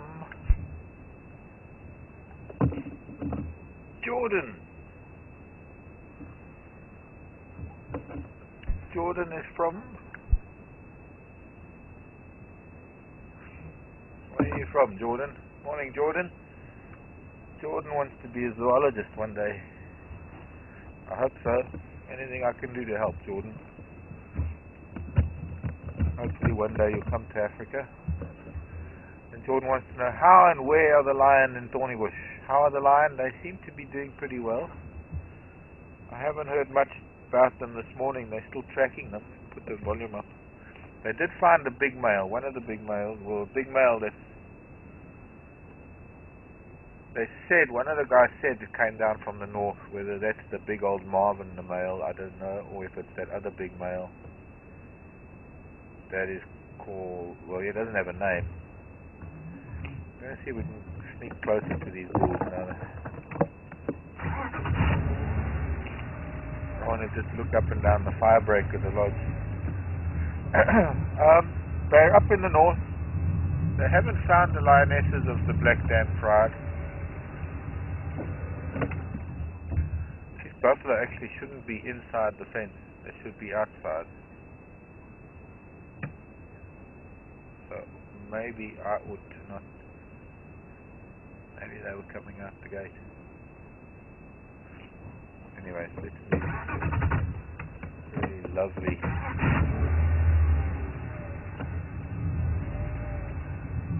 Not buffalo not getting out of this one.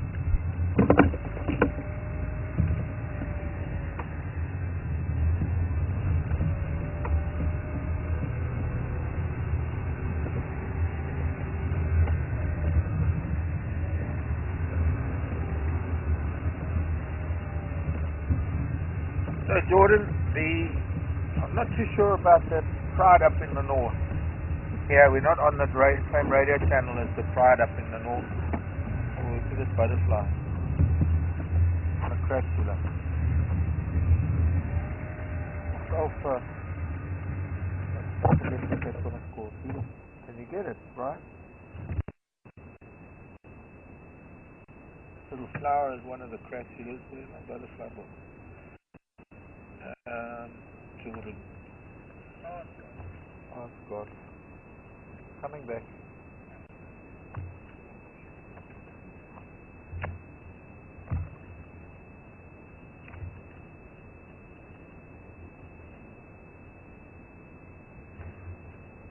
Something sulfur.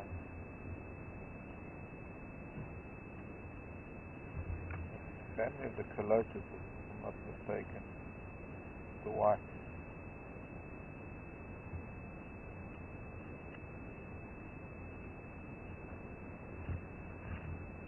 See, there's the sulfur tip. There's the large vagrant, maybe. Yeah.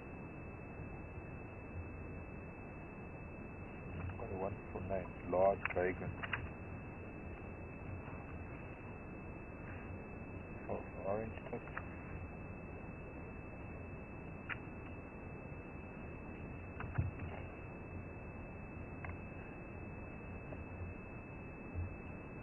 Yeah, I think it is.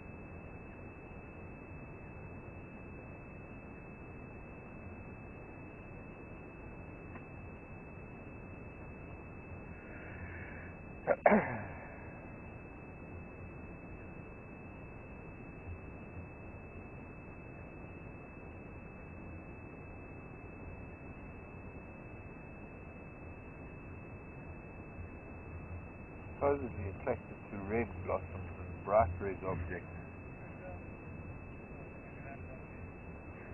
Anything red here? Other than wiring.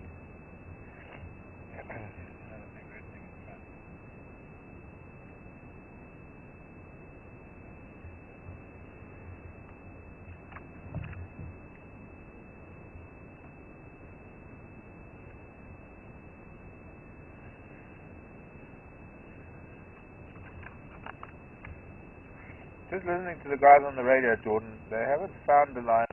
They've only had a male. 2. Albatross white. Maybe it's the albatross white. He's got the black tips. It's a much rarer butterfly. Yeah, more like that one. Trapezes, Gerardia.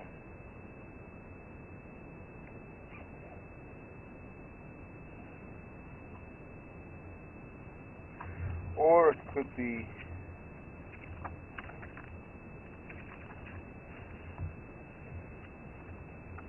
and I'll have to look at it later. I needed to take a photograph. It could also be the twin dotted border. That could be it.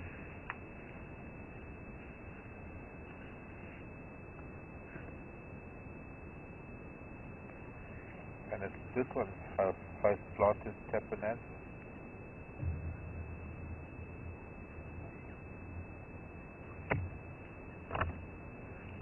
Sorry, getting carried away with my butterfly book. 3 butterflies that look very, very similar.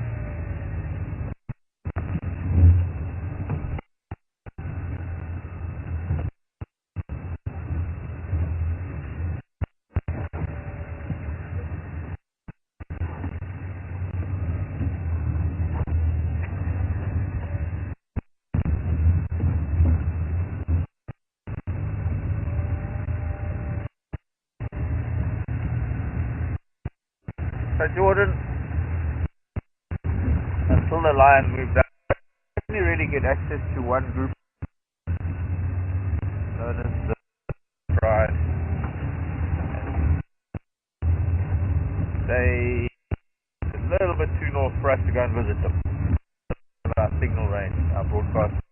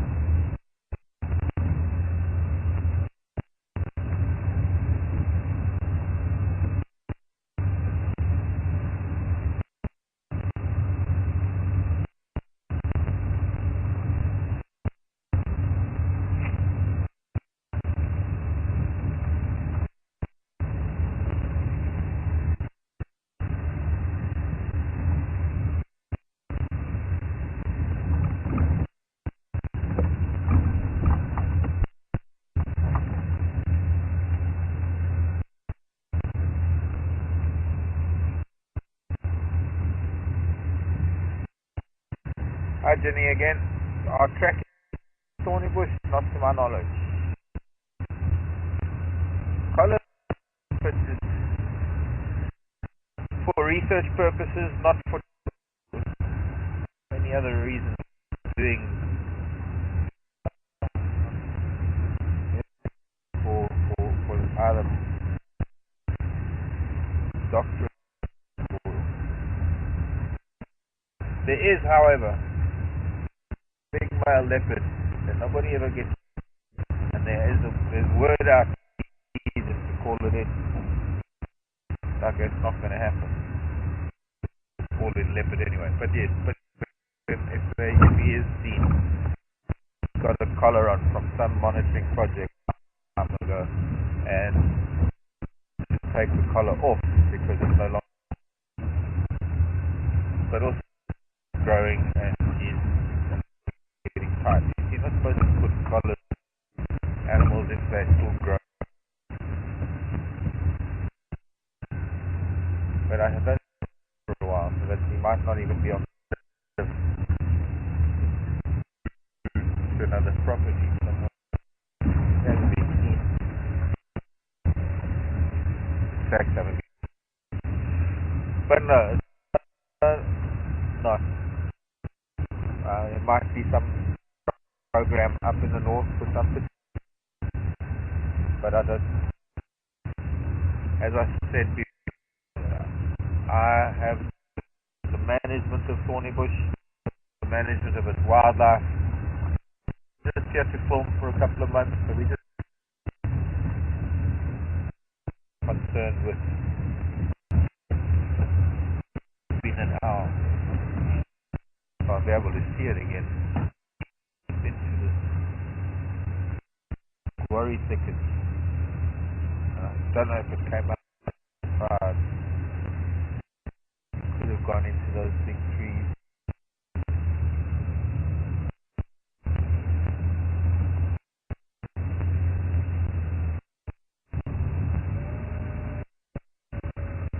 Well, speaking of my leopard, here's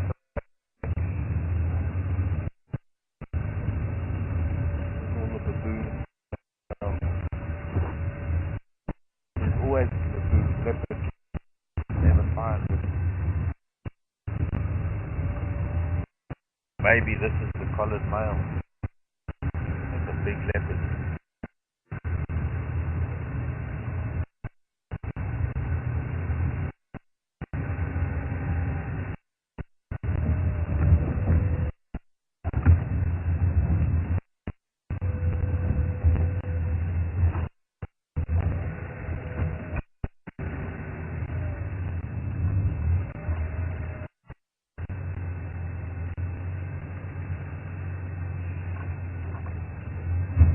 There was a porcupine there too. Big porcupine.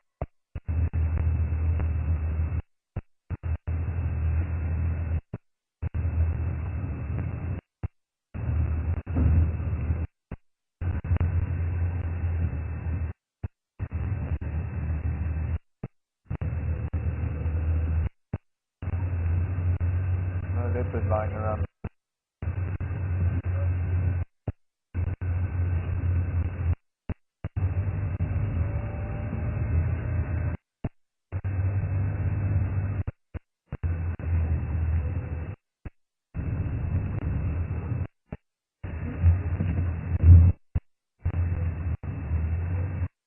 A lot of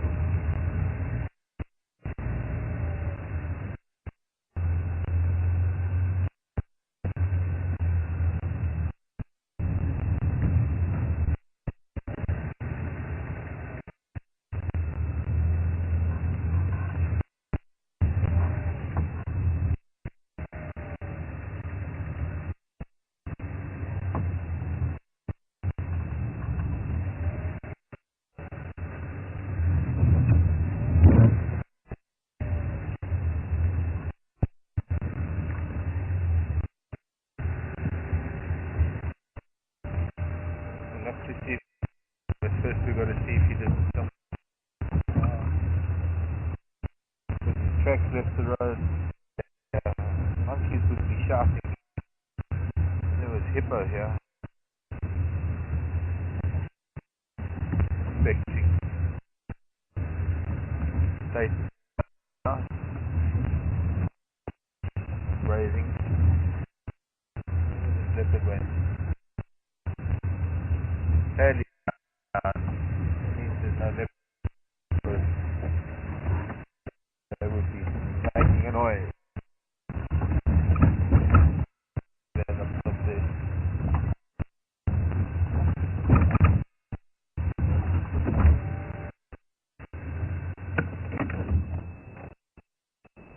Where's the leopard?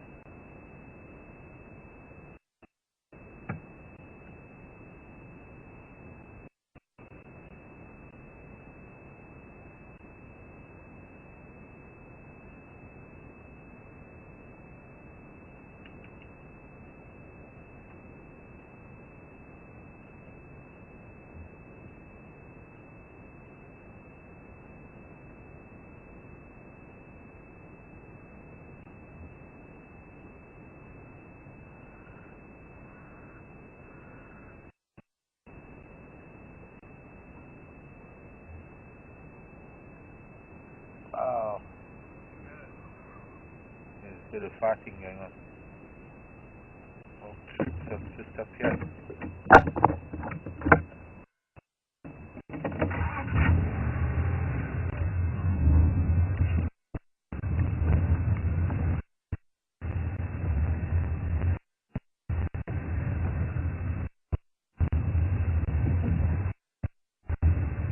Yeah, across.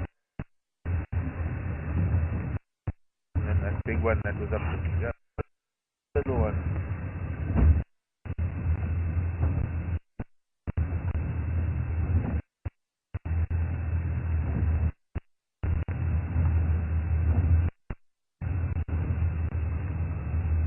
There's the big one that was up the tree.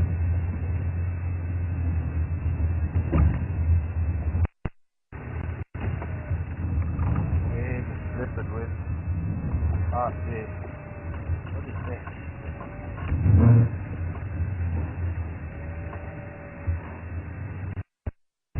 It's a smaller leopard. These leopards like to run around this morning.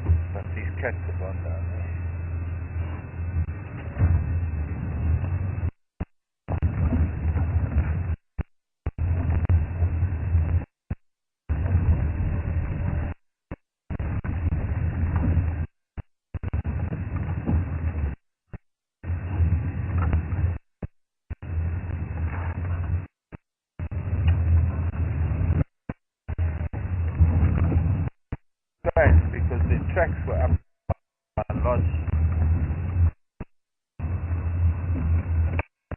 Going on the radio, it's been down for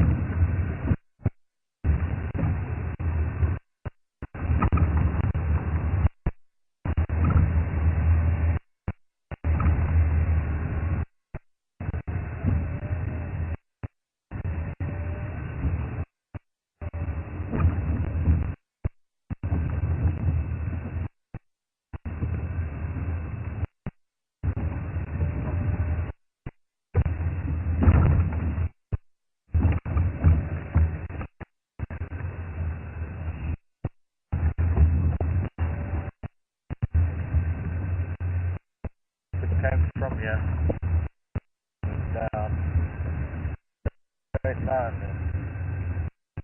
From here down to those pans and then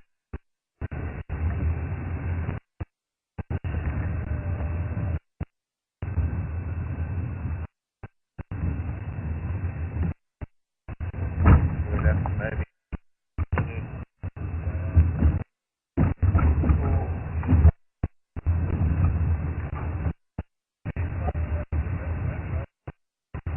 yes.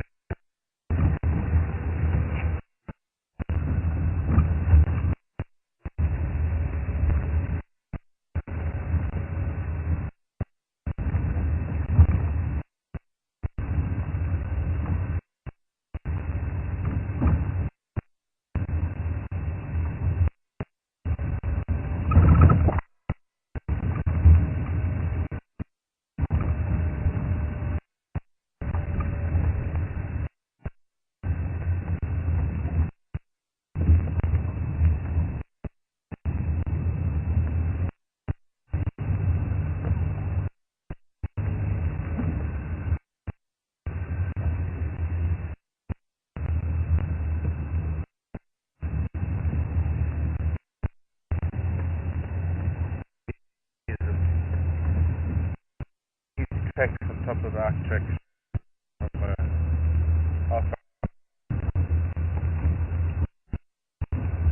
These monkeys are leopard. Pardon? Yeah. Well, the leopard was fairly close, but the monkey.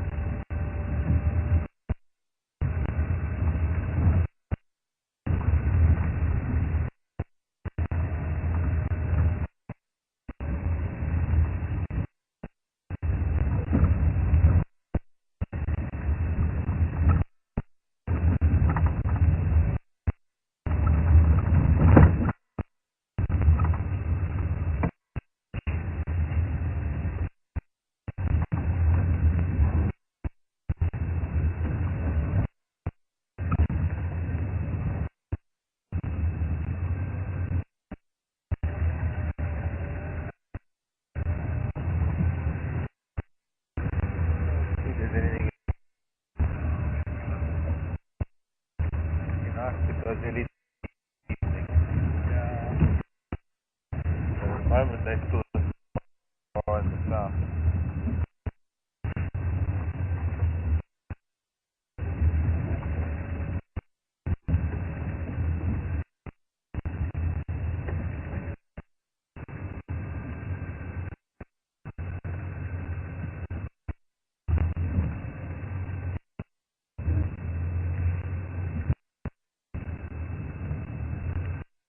I like it that it's making it through. I even the other way.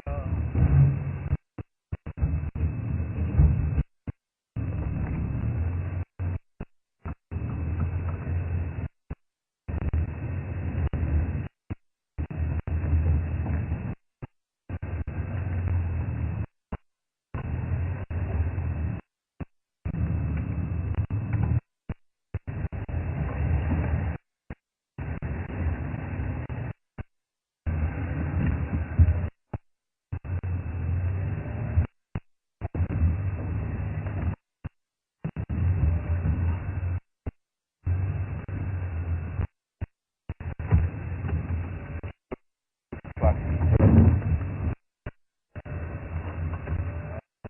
a bit of a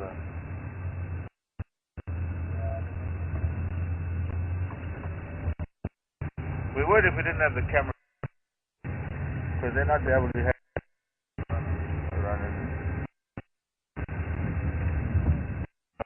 to the jolt to the camera. This is the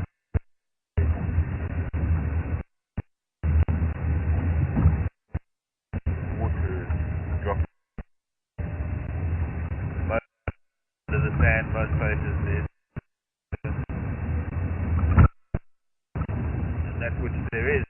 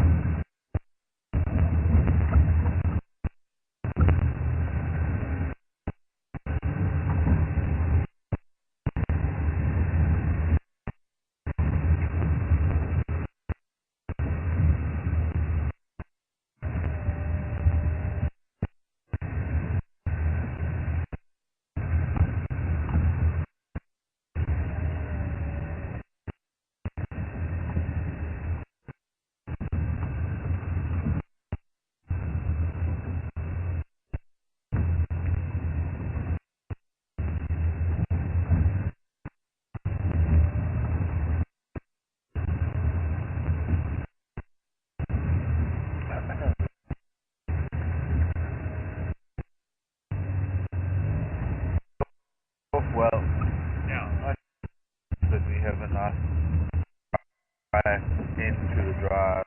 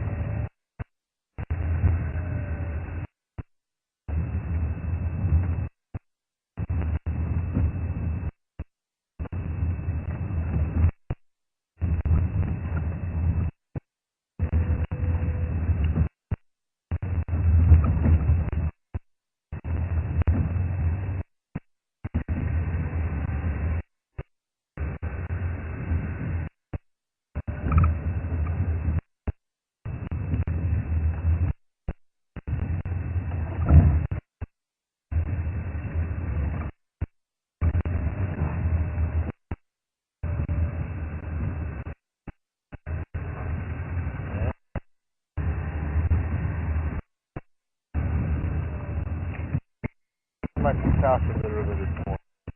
Too far. We about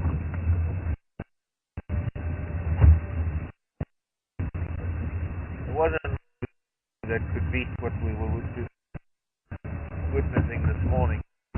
It was really wonderful show of how they use their trunks.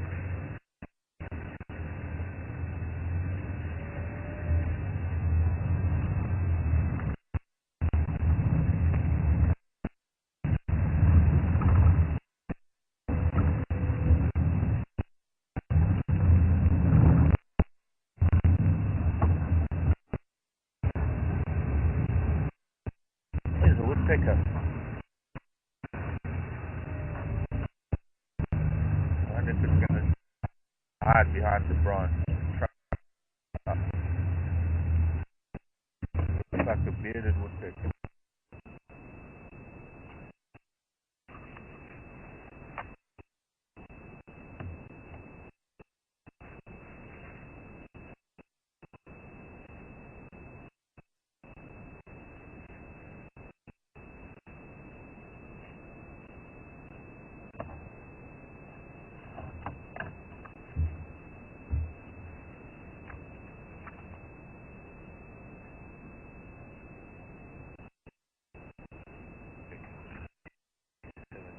Where's he gone?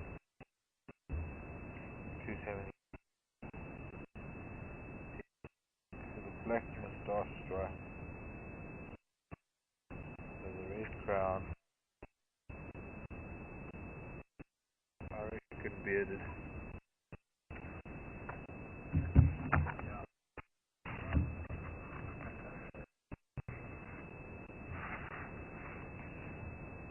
So that was a bearded woodpecker.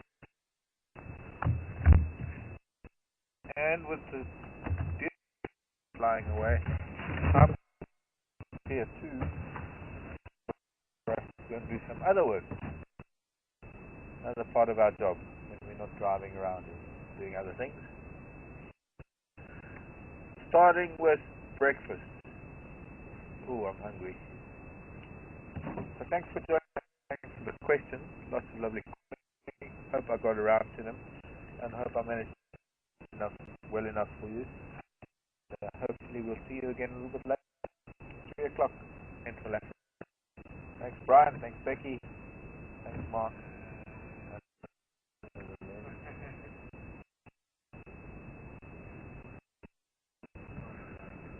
Bye. Bye.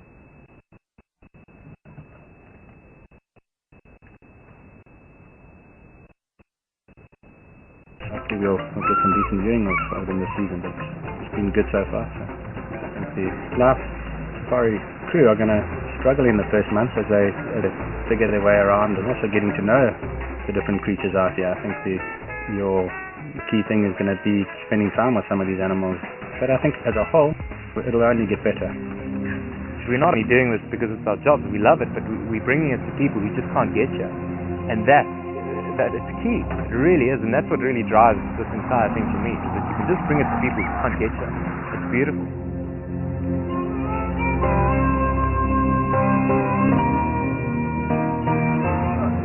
My God! Come on!